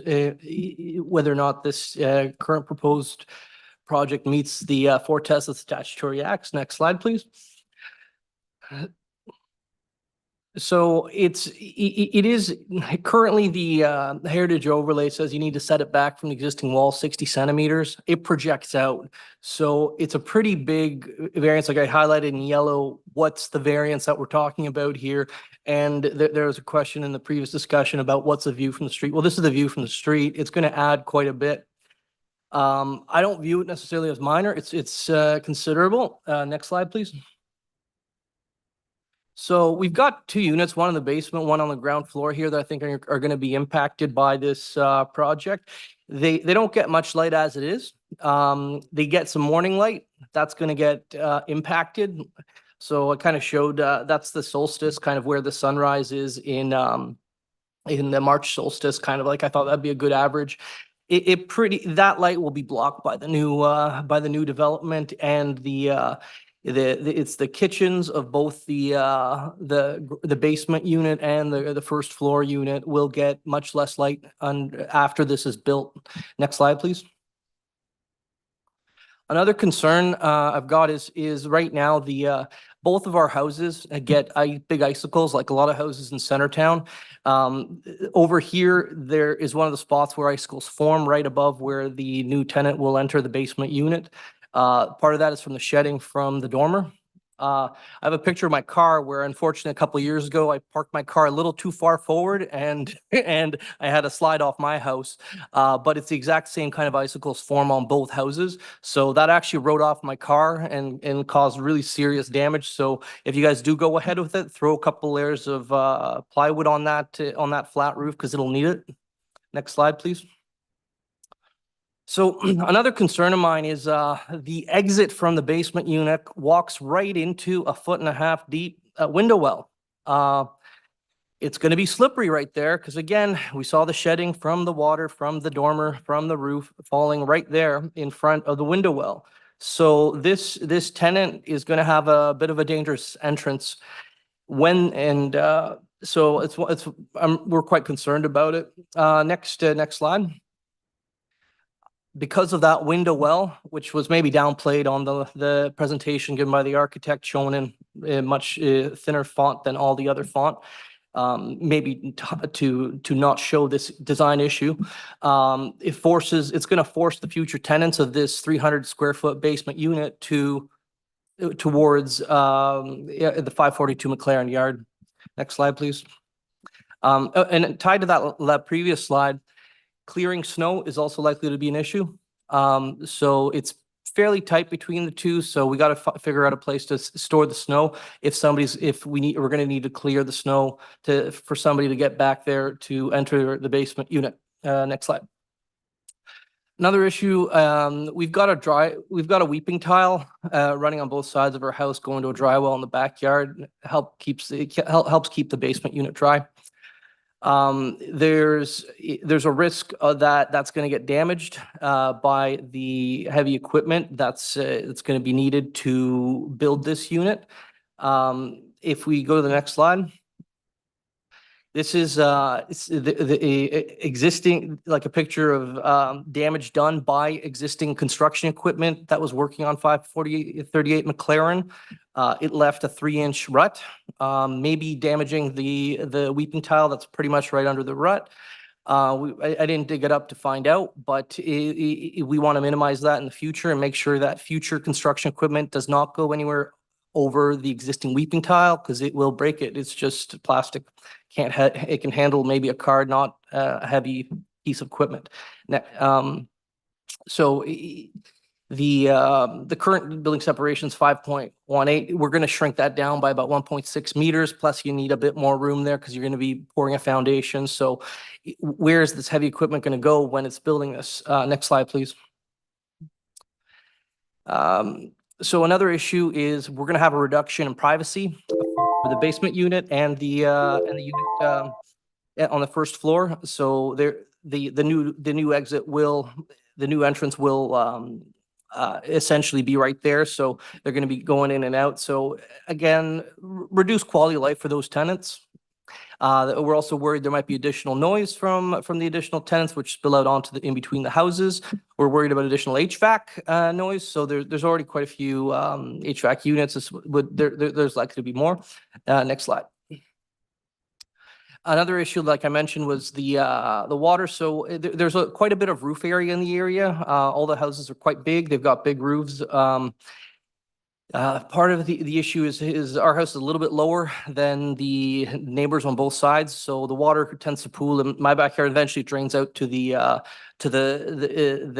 neighbors to the south, who are lower still. But it's a bit of an issue because it kills off the grass. Even the proposed drawings show that the drainage goes towards our house, so it'll make it a little worse since there's more roof area. There's the slopings towards 542 MacLaren. Next slide. So going back to the bylaw, it says that to limit the size and location of additions to preserve the heritage character of the building. So I don't see why this this design couldn't be modified to align with the current bylaws, to have it go behind the house, set it back 60 centimeters. It would help with the light, help with the privacy, and so forth. Next slide. Yeah, again, another quote from the bylaw, side yard setback of 60 centimeters or greater from the existing wall. So that's what really what we're talking about is the nature of the variance. Next slide. Does the variance request to maintain the general intent and purpose of the official plan? So some quotes from the official plan. Architecturally, Centertown has become a showcase of creative and beautiful design. Heritage buildings are celebrated, featured in the community, carefully preserved, creatively reused. So this takes a nice Queen Anne revival heritage building, adds a big clad wall. So it's quite massive that the siding, the wall of what's going to be siding, and that's the view from my tenants. So it's going to be like 16 feet wide and very tall. So it's without even a break of a window or any feature. Like it's just you'd be hard pressed to find such a big, massive just wall even in the suburbs without any architectural features at all. Next slide, please. Yeah, so that's what I'm getting at here is it's 20 by 16 featureless wall is what we're putting in here. And that's not even counting the small flat roof entrance to the basement unit. It's like part of the reason why a lot of people like to move into Centertown is they like the views, they like the old houses, they like the bricks, the trees. This kind of gives the tenants the view that you'd get in Barhaven, you know, so it takes away from the attractions of Centertown. And that's what the official plan is trying to celebrate, preserve, enhance. Next slide. Yeah, so 4 objectives listed in the official plan: protect buildings, cultural value, heritage streetscapes, rehabilitate, conserve, reuse buildings with heritage value, ensure compatibility with the character of neighborhoods and main streets, preserve irreplaceable valued heritage styles. So the block on Centertown is quite the block on MacLaren in front of Dundonald Parks is quite an attractive one from a heritage perspective. A lot of the houses were built in around 1890. So this takes away from that a little bit. Next slide. Yeah, and now the official plan also talks about the following objectives. So ensure new developments are well designed, built with high quality, long lasting materials. I'm not seeing that with flat roofs and siding, and I'll let the committee decide on the rest of them. Thank you. All right, thank you, Mr. Kodelsky, for that well-prepared presentation, and the photographs are always very helpful. So thank you for adding those as well. So panel members, question for our speaker.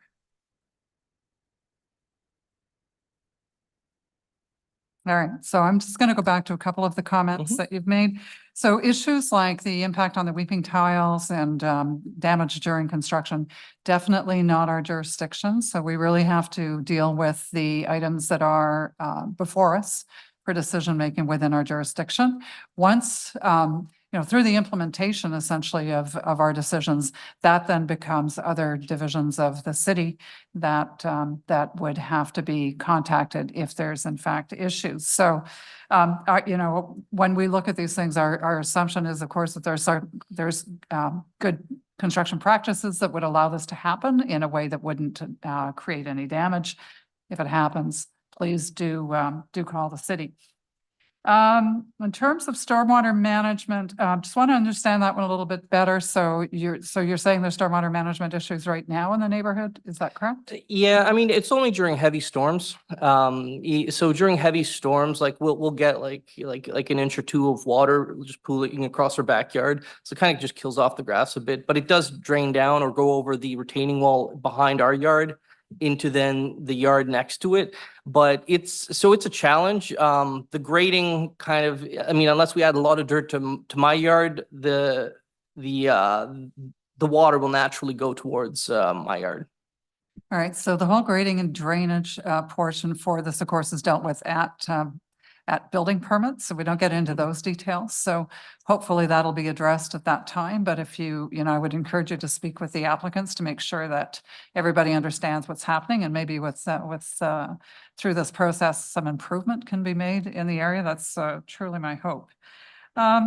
Okay, so I don't think there's anything else then that I need to ask you, other than I did notice in your opening slide, the name of Mr., is it Czeslaw? Czeslaw, yeah, so Czeslaw? he's another speaker there, so. Is he also speaking or are you speaking on his Yeah, behalf? he'll be speaking as well. All right, okay. In that case. Thank you very much. We'll go on to Mr. Czeslaw, who is a remote. Is he? Sorry, Czeslaw.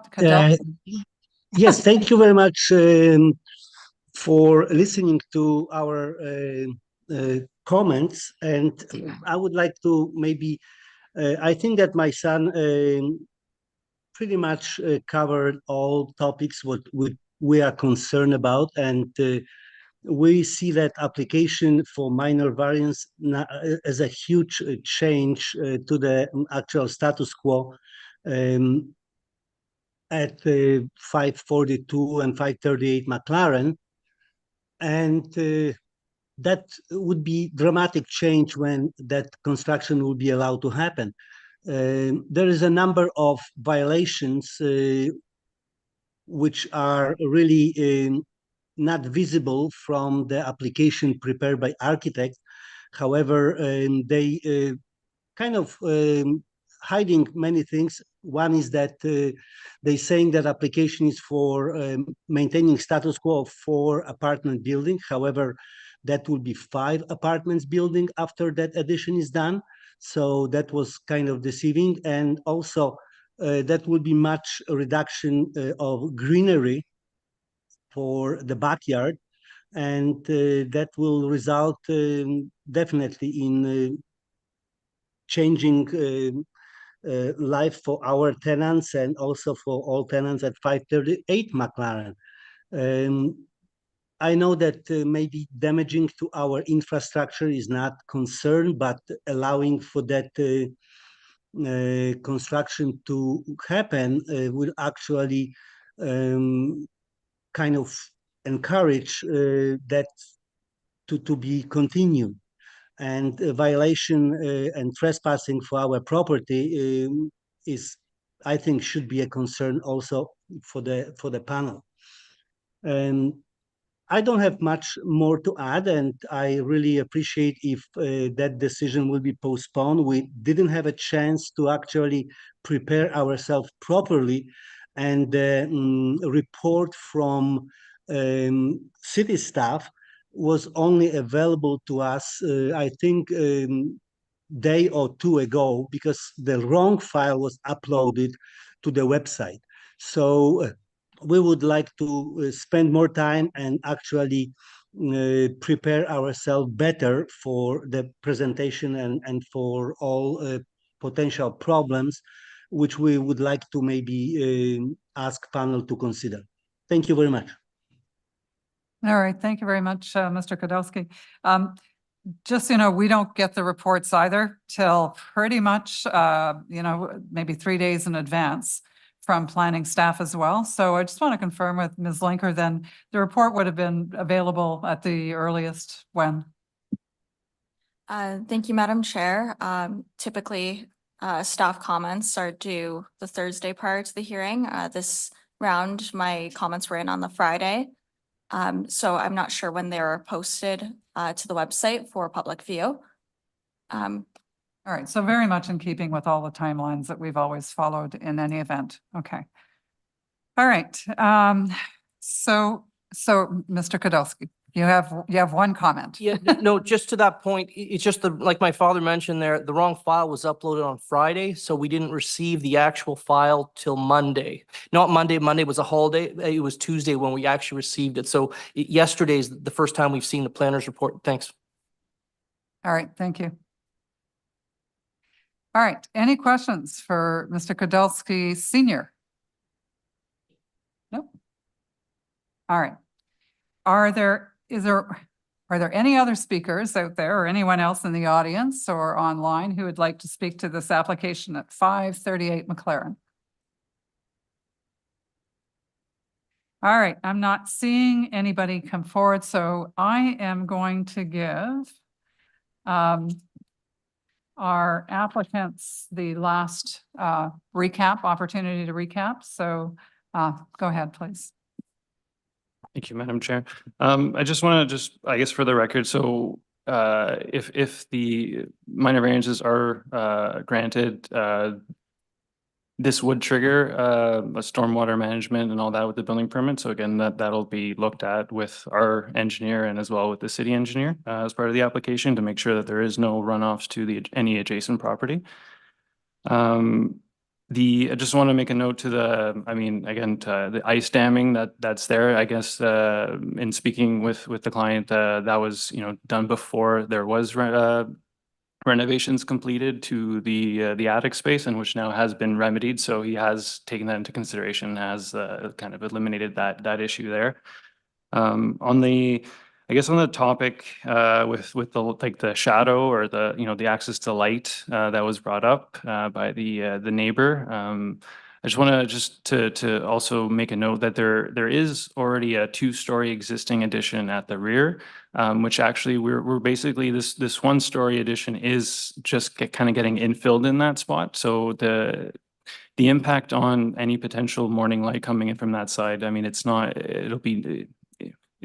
minor to that regard, because again, there is already an existing condition where there is that height, right? So we're below that. So any other shadows would be casted actually from an existing condition. And just again, the design, I mean, we prepared for the minor variance, right? It's kind of, we're still working out the other stuff, like there's still other applications to go through the building permit process, but I just wanted to put on record as well, like at our firm, that we do have our, our cap, right? So we do have our Canadian heritage professionals that have been involved with this process. And so again, like they have been commenting on the design and trying to, again, taking into consideration some of those best practices when it comes to heritage conservation. Again, it's very important to make note that in doing so, like one of the better approaches is to actually, again, I'm going back to the subordinate comment on that term, but again, it does also help, it's the finishes that are different, right? So we're not trying to play on to any existing brick. So the proposed finish will be of a hardy board. It'll be, a dark color. So again, it's going to be very, not draw a lot of attention from the street or from a neighboring properties. And again, on the topic of, it is a blank wall right now with no windows. But again, that's another issue, right? With building code as far as limiting distance goes and what you're allowed to put on that side. Again, with the 1 meter, it's can't put any windows on that without fire rating and fire shutters. So, thank you. Or, I'd just like to add, in addition to the chief speakers who represent one property, there were the 3 positive supporting notes that came in.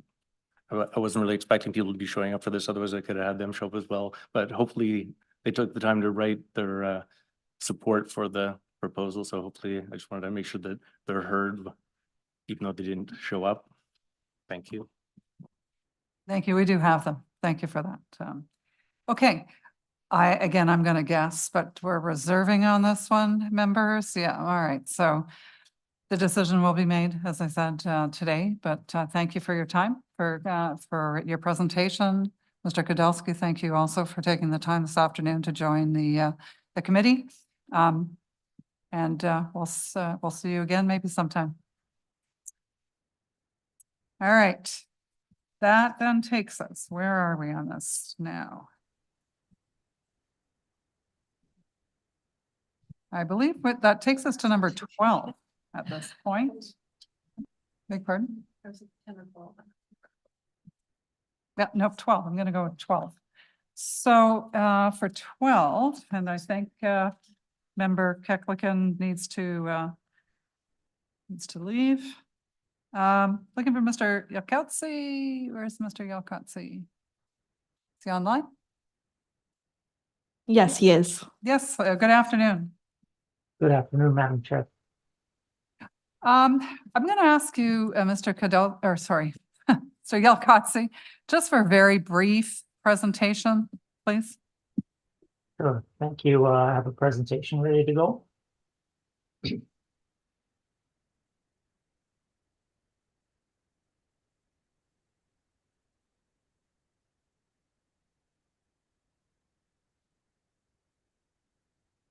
So the property is located in Sandy Hill. It's located at in Schedule B1 in the Downtown Core Transat, and and Henderson is classified as a local road. The closest intersection is Somerset Street East, classified as a corridor minor. The site is designated as an evolving neighborhood site. Next slide, please. The building is currently got 3 apartments in it. It has a very large first and basement apartment and second and third floor apartments. They are all non-conforming in the sense that they have a high number of bedrooms beyond the 4 bedrooms that's considered for this property. The request is a, now I'm forgetting a word for myself, is a permission to extend the non-conforming uses by bringing part of the building into conformance. The areas of non-conformance are areas of front yard setback, side yard setback, and height. Next slide, please. And in addition to that, obviously the multi-bedroom units on the 2nd and 3rd floor. This will bring the ground floor and the basement apartments into full conformance. The only reason why they can't bring the apartments in the 2nd and 3rd floor into conformance is an exiting issue for those apartments. Last thing is we go to slide, the first slide again, and then the second one. Just to note that the other areas that are being brought into conformance are areas around the bicycle parking and also around garbage storage. So this also improves that. In addition, the front yard is being fully landscaped. There'll be an additional tree added there, which we've made a commitment for. And the garage is being removed, as well as all of the driveway and interlock that currently occupy the front facade. Lastly, I'd like just to address the concerns that people have raised. A number of the concerns relate to effectively bylaw issues, and they should be dealt with that way. Other parts of the property are being brought into conformance as much as possible. Last slide, please. So the non-conformity, or the permission, excuse me, my language, the building reflects the current character because it's the current building that's in that neighborhood. It's being improved by the removal of the garage door. The intent of Section 3 in the zoning bylaw is that non-conformity and non-compliance of a building should move towards compliance. And this request takes non-conforming 11-bedroom dwelling unit, and the permission to add units adds 4 new conforming dwelling units and 5 and 1 5-bedroom non-conforming dwelling unit. The general intent and purpose of the zoning bylaw is maintained. Low-rise apartment buildings are a permitted use in this area. It is not a new infill property, so B is actually does not apply. And finally, the general intent of the purpose of the official plan is maintained, supporting additional units as a gentle intensification, in this case being gentle intensification in terms of improving the character of the exterior of the building. And the Ontario Planning Act supports intensification in residential areas. Thank you. Thank you, Mr. Yalkatsi. So we're going to go to questions from the panel at this point. Anyone? Yes, Member Coakley. So, not that I'm saying you should, but could you just give us, since you talked about this gets you closer to compliance, although not fully compliant. And you've raised the point that some of the opponents question that or have some issues with that. Can you just give us a sense of, is it even possible to move this building into full compliance, and what would that require? Yes, I'll put my building permit plans up here. The problem is the second and third floor Ontario Building Code exiting requirements. This would require an extensive change to either the rear or front of the building in terms of providing 2 exits to the third floor. And that's where this difficulty in terms of that unit exists. I wouldn't, yeah, I mean, it's without having to change, and the whole intent of the client on this one is not to change anything on the exterior, but try to improve the exterior as much as possible. There are some large decks at the rear of the property in terms of decks at the higher level. One wouldn't want to, like, there'd be a number of other minor variances that would be necessary to do that. Thank you. Any other questions, members? And so, Mr. Yilkowski, can you just remind me, maybe it's the same question as Member Coakley in a way. So we went the permission route simply because of the complexity involved in the minor variances. Would that be fair to say? Well, there were 2 avenues on this one. There was the getting minor variances for a number of aspects of the property that we've identified that are a non-conformity. And city staff and I had a discussion about which route maintains the non-conformity part as non-conformity and not makes it have a conformance. So through the minor variance process, what they were asking us to do would have allowed the other aspects of the property to become conforming, because you would have approved them as a variance. And then they could have continued in future with a renovation without having to come back to the committee. Okay, thank you for that. And I appreciate, I think the right process is the permission process in this case. So I just wanted to make sure that we're clear on all of that. Okay, any questions about this application other than that for Mr. Yilkowski? Not seeing any other questions come forward. Okay. With that, then let me just see if we've got some residents, yes, who do want to speak to this application. Mr. Collister is back. So, Mr. Collister, the floor is yours. Go ahead, please. Great. Excuse me. Thank you very much. For the opportunity to speak today. I have just a general comment I would like to share, and then some specific concerns about this one in general.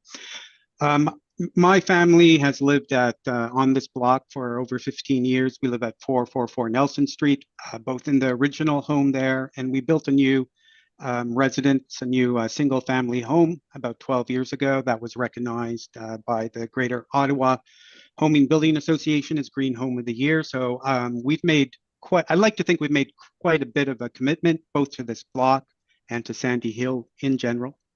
Shortly after we built our house, this block became ground zero in the city for conversions.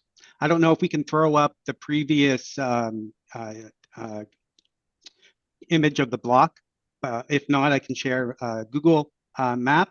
But during this period, about a dozen family homes falling squarely in the missing middle were removed and replaced with massive boxes similar to this to this development. Each of these each of these buildings have 3 to 4 units. Each of these units almost invariably have 5 to 6 rooms in them. They are essentially unlicensed rooming houses rented out by the room. And this has changed drastically the character of this block, which used to be family residence, and has drastically affected the quality of our life. Because of these activities around conversions that were kicked off on this block, the city brought in new bylaws limiting new development. And I'm not sure if actually, just to speak a bit about conversions, what was done by these owners and these developers was to pretend they were converting a home by tearing it all down except for one wall of the basement and then throwing up these blocks using that loophole. So in order to address this, the city brought in the new bylaws, requiring that maximum room of 4 rooms in a dwelling unit, as well as requiring maintenance somewhere for storage of garbage within a building, either in the principal or an accessory building. Because can I share an image? Can I share? Was there a graphic that you saw that would from the presentation? Yeah, just the block itself with the plant. I don't know what to call it. The map of the various buildings on the block. Could be even the key map if we could just maybe throw that up. Thanks. Slide 1. So because of this development, garbage and noise has drastically increased, and it's increased beyond what bylaw can address. We need to walk around weekly, making calls into bylaw to address various garbage issues. And for us, 173 Henderson has been the major building we've had to call noise complaints on, particularly hanging off on these balconies at the back, which are essentially supposed to be treated as fire escapes. When bylaw comes, they say they can't take action because they don't have access to the interior of the house and they're not let in. So, so that's essentially the situation that we find ourselves in. With the changes in the bylaw around dwelling units, that's great for new development, but we have no recourse for addressing these dozen or so boxes with unlicensed rooming homes in them. So the only recourse we have is when something like this comes forward, 173 Henderson, where it comes through a committee like this. So what are my major, almost plea to this group, to this committee, is that when something like this comes forward, it's to bring it into conformance, not to continue to allow the owners to run this as an unlicensed rooming house with the 3 oversized units, but to require them to bring it into compliance. I think that's a pretty well my comments essentially. I did have concerns about the storage of the garbage. I do see in the plans there seems to be plans for an accessory building. Hopefully that can address some of the garbage issues that we're seeing, but really what it comes down to is looking for these buildings to be brought into conformance with the existing bylaws so that we can hopefully start to dig away at some of the quality of life issues that these developers and absentee landowners have brought to our neighborhood. Thank you. All right, thank you, Mr. Collister. I truly hope that, in fact, some of the conversions that are being proposed as part of this proposal will get away from those multiple bedroom, maybe unlicensed rooming houses situation by creating units that will be more attractive to, actual tenants. So, Mr. Yelkowski, just confirm to me that that's the intent here. Yes, it is, Madam Chair. Thank you for the question. there is a new 5-bedroom unit that is being created as part of this, but there are 2 studio units on the main floor and a new 4-bedroom unit and 1 studio unit. So in total, we're getting 3 studio units and a new 4-bedroom unit and 1 5-bedroom unit that are being taken out of the circulation in terms of the large 7 and 11 bedroom units. I just should clarify from the perspective of the rental on these properties, these are, and I did confirm with the landlord that they are currently rented as each apartment has 1 lease with multiple people on the lease. It is a student residence. It was done, and definitely, I mean, I lived in Sandy Hill as well, down on Osgood, and built a triplex there. We built something there for the purposes of not student housing, definitely not student housing. But student housing is a need, as we're aware, and reason why I support and assist this kind of approach is that, number one, I want to see improvements to the exterior of the property to the extent that we improve the landscaping circumstances, and in addition to that, deal with issues around garbage and those sorts of things. I've made it clear to my clients that there are issues that continue, that I actually want to be informed of them, issues of the type that have been mentioned, and that the management of these kinds of properties has to improve. And I would say to the people that have made the submissions is that my information is available. If proper maintenance and operation of this property does not start now with this renovation, I've asked people to contact me, because I've made it quite clear to my client that if there are any activities that go on these properties that affect my ability to present these kinds of requirement or requests, I will cease working for that client. So that's, and we've had a couple now in Sandy Hill with the same clients, and I'm hopeful that they're aware of that. All right, thank you, Mr. Yalkatsi. I'm going to go to Member Coakley. Yeah, so my question is sort of directed to Mr. Collister. I hear what you had to say. I understand the concerns that you're expressing, and I suspect if I lived in that area, I would probably share many of those concerns with you. I guess what I'm really looking for you to be a little bit clearer on is what exactly is it you want us to do? And I mean, I heard what you said you wanted us to do, but it's kind of my understanding that while we can grant consents with some conditions, we can't grant consents with conditions that require people to do an incredible amount of work that may or may, but and particularly in this context, that might perhaps require coming back with more minor variances, like, you know, okay, get rid of those large units that you're concerned about, divide them into smaller ones. Mr. Yalkowski had indicated earlier that that would require some modifications on the back because of fire exit requirements, which may or may not, but may require further minor variances. So I'm not sure that we actually have it in our power this afternoon to do what you want us to do, which leaves us, we either accept the application or the request for permission as presented, or we reject it.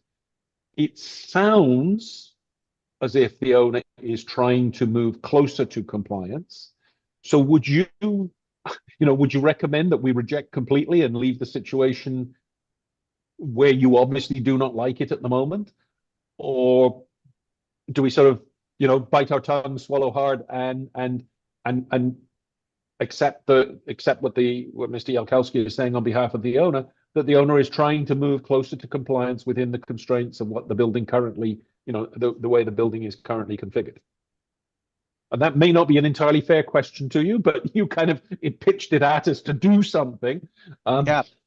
No, pardon. I do think it's fair, and in fact, I don't know if it's within the purview of this committee, but there I think is a solution, which was actually brought up by the department itself of planning, which is to require that the oversized units be licensed as rooming homes. I hear what the proponent says about, there's one lease with everyone on that lease in that building, but I know how that works. I've had conversations with the owners. These individuals, the rooms are rented out individually, and then everyone's name is put on that lease. And that's essentially, and if you go into these buildings, which I have been, and they are not nice inside, it's not nice, but all the doors also have individual locks. There's no, which is also in contravention of a non-rooming house unit. So to me, that would be a potential near-term solution, is allow for this massive, I believe it's 12 bedrooms in a unit to be carved up. I don't know why there needs to be a 5-room unit when we're trying to bring that 12-room unit into compliance. But for the ones that aren't being touched, why can they not be licensed as rooming houses, given that they're currently non-conforming? All right, thank you, Mr. Coster. That then raises, this whole issue about rooming houses. Ms. Linker, back to you, because just need to understand then, I mean, are rooming houses even permitted within this zone? And if they are, then what's the process to ensure that these are in fact licensed? Thank you, Madam Chair. I would have to double check, but I believe rooming houses are permitted use in this zone. However, I think that the zoning for rooming houses limits one rooming house per building, and you cannot have a rooming house in the same building as dwelling units. So that would require additional minor variances. So the way that we've looked at this application is permission to have these oversized dwelling units in a low-rise apartment building, whereas that use, it doesn't really exist in our zoning bylaw anymore. I guess moving forward with the application in front of you, it was proposing oversized dwelling units rather than rooming houses. All right, thank you for that explanation. Okay. Any other questions from the members of the panel? No? All right, so on my speakers list then, back to this. All right, I believe that Mr. Collister was the only speaker. Is there anyone else in the audience or online who would like to speak to this application? Yes, Madam Chair, we do have a last minute registered speaker. Perfect, okay. Do we know the name of the speaker at this point? Iwa Solinsky, and she's online. Yes, hello. Hello, and just, can I just ask you for your municipal address for the record, please? Yes, the address is 169 Henderson Avenue. Perfect, go ahead, please. So as the direct neighbor of the lots in question, I wanted to inquire about several confirmations, specifically pertaining to any renovation debris, and whether or not the client can confirm or the applicant can confirm that appropriate renovation debris removal from the lot will be organized based on historical construction at the lot, is where my question is stemming from. And a confirmation that appropriate building permits will also be in place before construction starts. Is that the extent of your comments, Ms. Solinsky? Yes. All right, so Mr. Yalkatsi, go ahead, please. 2 questions, construction debris essentially and building permit. Okay, yes, thank you, Madam Chair. definitely a building permit required for all of this work because there'll be new occupancy permits required for the dwelling and the building as a whole. Construction debris, I'd have to talk with the owner, but he'll have to comply fully with the bylaw requirements in terms of placement of any containers that would be there temporarily, whether they'll be on the street or, well, I think looking at the front yard, I mean, there is enough room in front of the garage for them to be able to do the kind of demolition that's going to be necessary for that basement and ground floor units. Mr. Yalkotsi, if I can just maybe suggest that there be a discussion with the neighbors prior to construction to ensure that their concerns are taken into consideration. They have at least some input into how that whole construction process is going to be managed. All right, is there anything else? Anybody have questions for Ms. Zielinski? Could you ask her, please, Madam Chair, if she has my contact information to email me, please? So that I can put her in direct contact with the developer owner. Ms. Zielinski, do you have that information? I do not. Oh. All right, just, yes, please, Ms. Byer. Ms. Zielinski, please contact committee staff and we can provide you with his email. Thank you very much. Will do. All right, perfect. Okay, any other speakers either in person or online? All right, I'm not seeing any, so Mr. Yalkotsi, going to give you a couple of minutes just to recap. Thank you, Madam Chair. Just to recap on the changes that are being made to the building. So effectively, we have an 11-bedroom first and second floor unit that's being converted into 3 studios, 1 4-bedroom unit, and 1 5-bedroom unit. The remaining 2 apartments on the second and third floor are each 6-bedroom units. So we've effectively brought the building a lot closer into conformity than it was in the past.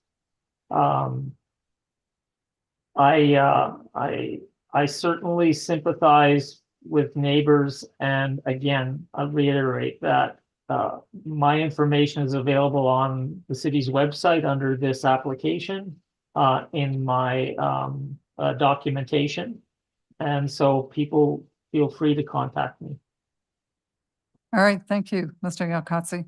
So members of the panel, I think we can make a decision on this application. Is there anyone who would prefer to reserve? All right, I'm not seeing anybody, so how about then we go to a vote? All those in favor?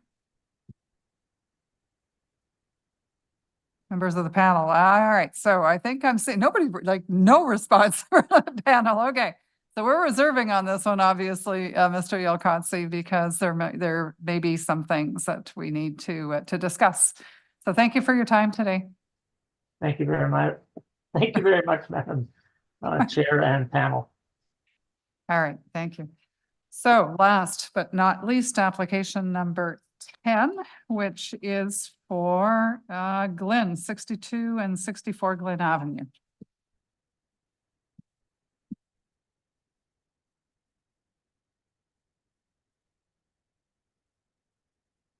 Good afternoon. Good afternoon. All right, I don't think we need a presentation. I think we can go straight to questions from the panel on this one.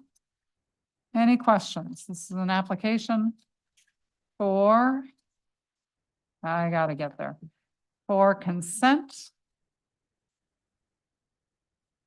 Any questions?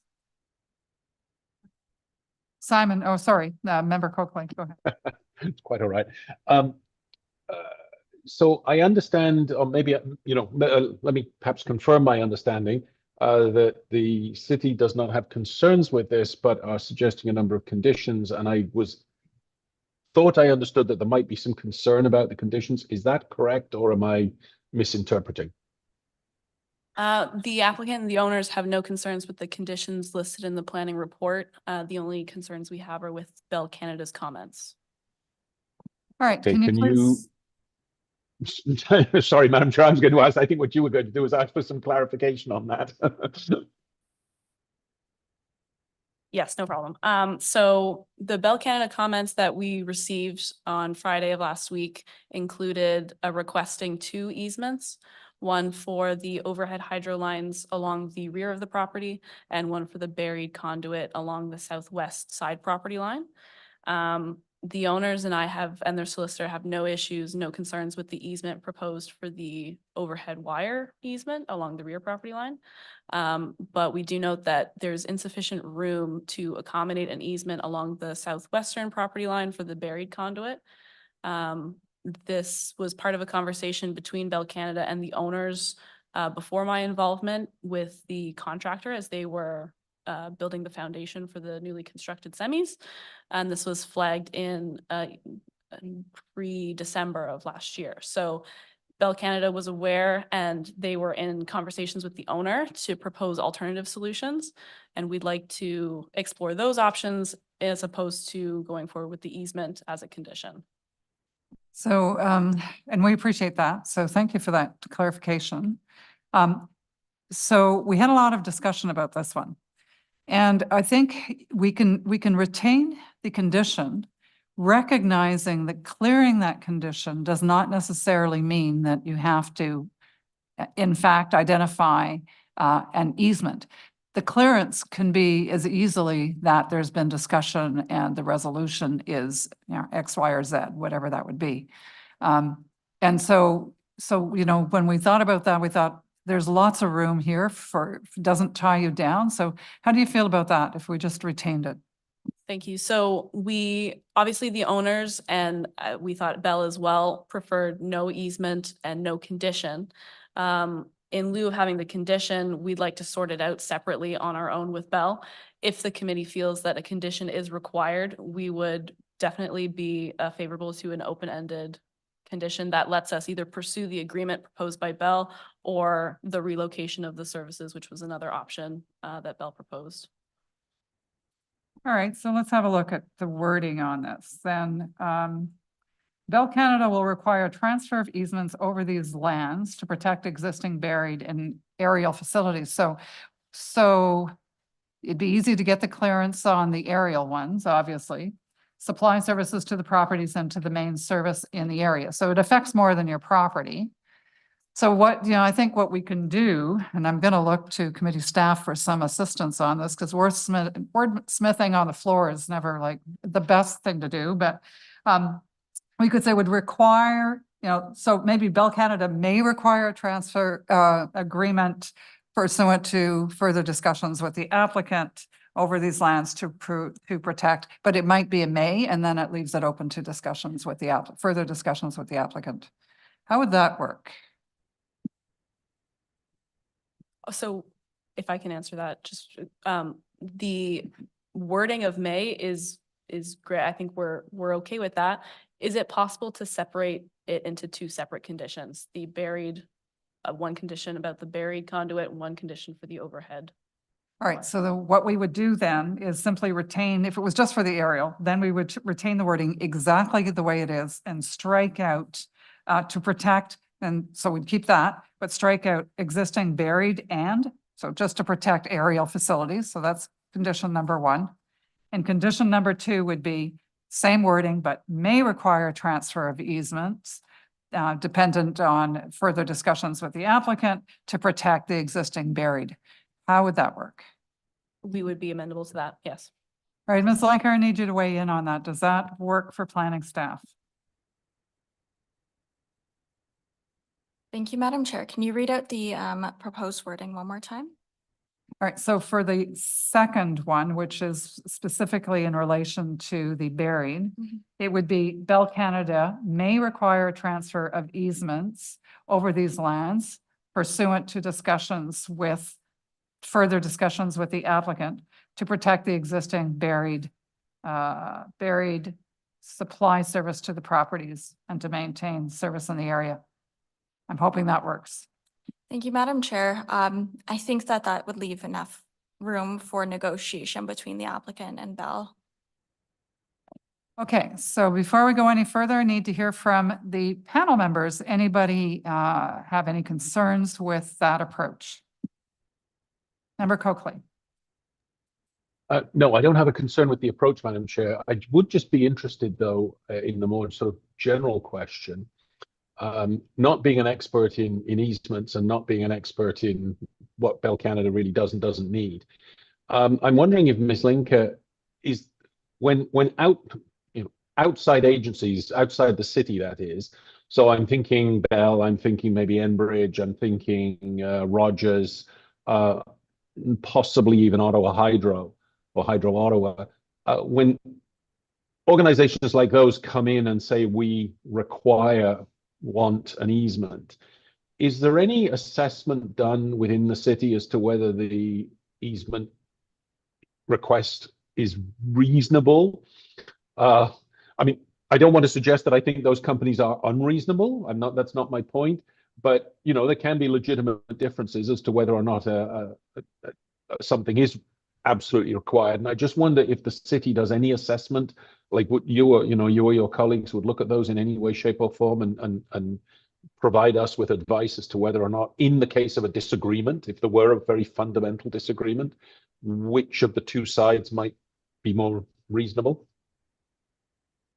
Thank you for your question.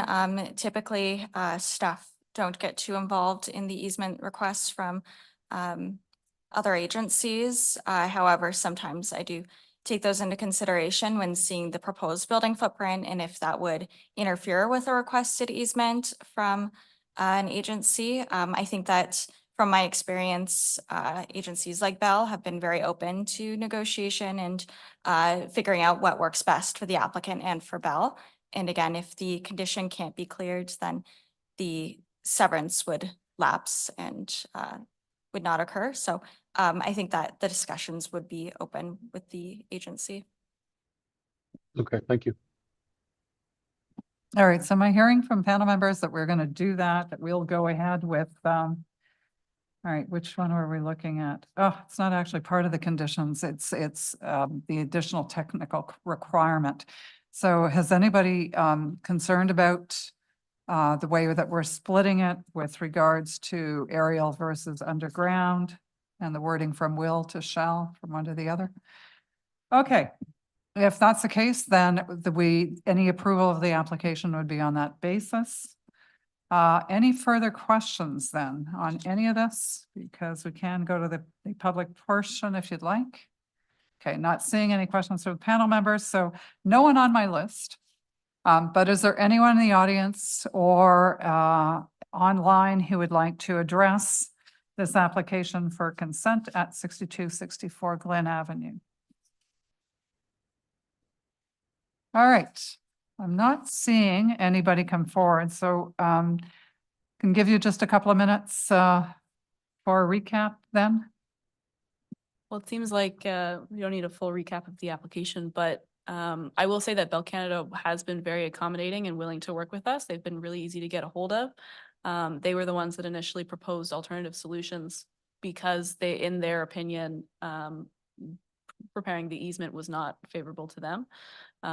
So I haven't seen obviously the wording for this condition, but the wording that you've read out is agreeable to us. Thank you. All right, thank you. Then in that case, I think we're ready for a decision. Members of the panel, all those in favor? All right. Member Blatherwick, just want to be sure. Yeah. Okay, so it's unanimous. The application is granted subject to the conditions and the technical requirements as amended. All right. Thank you so much. Thank you.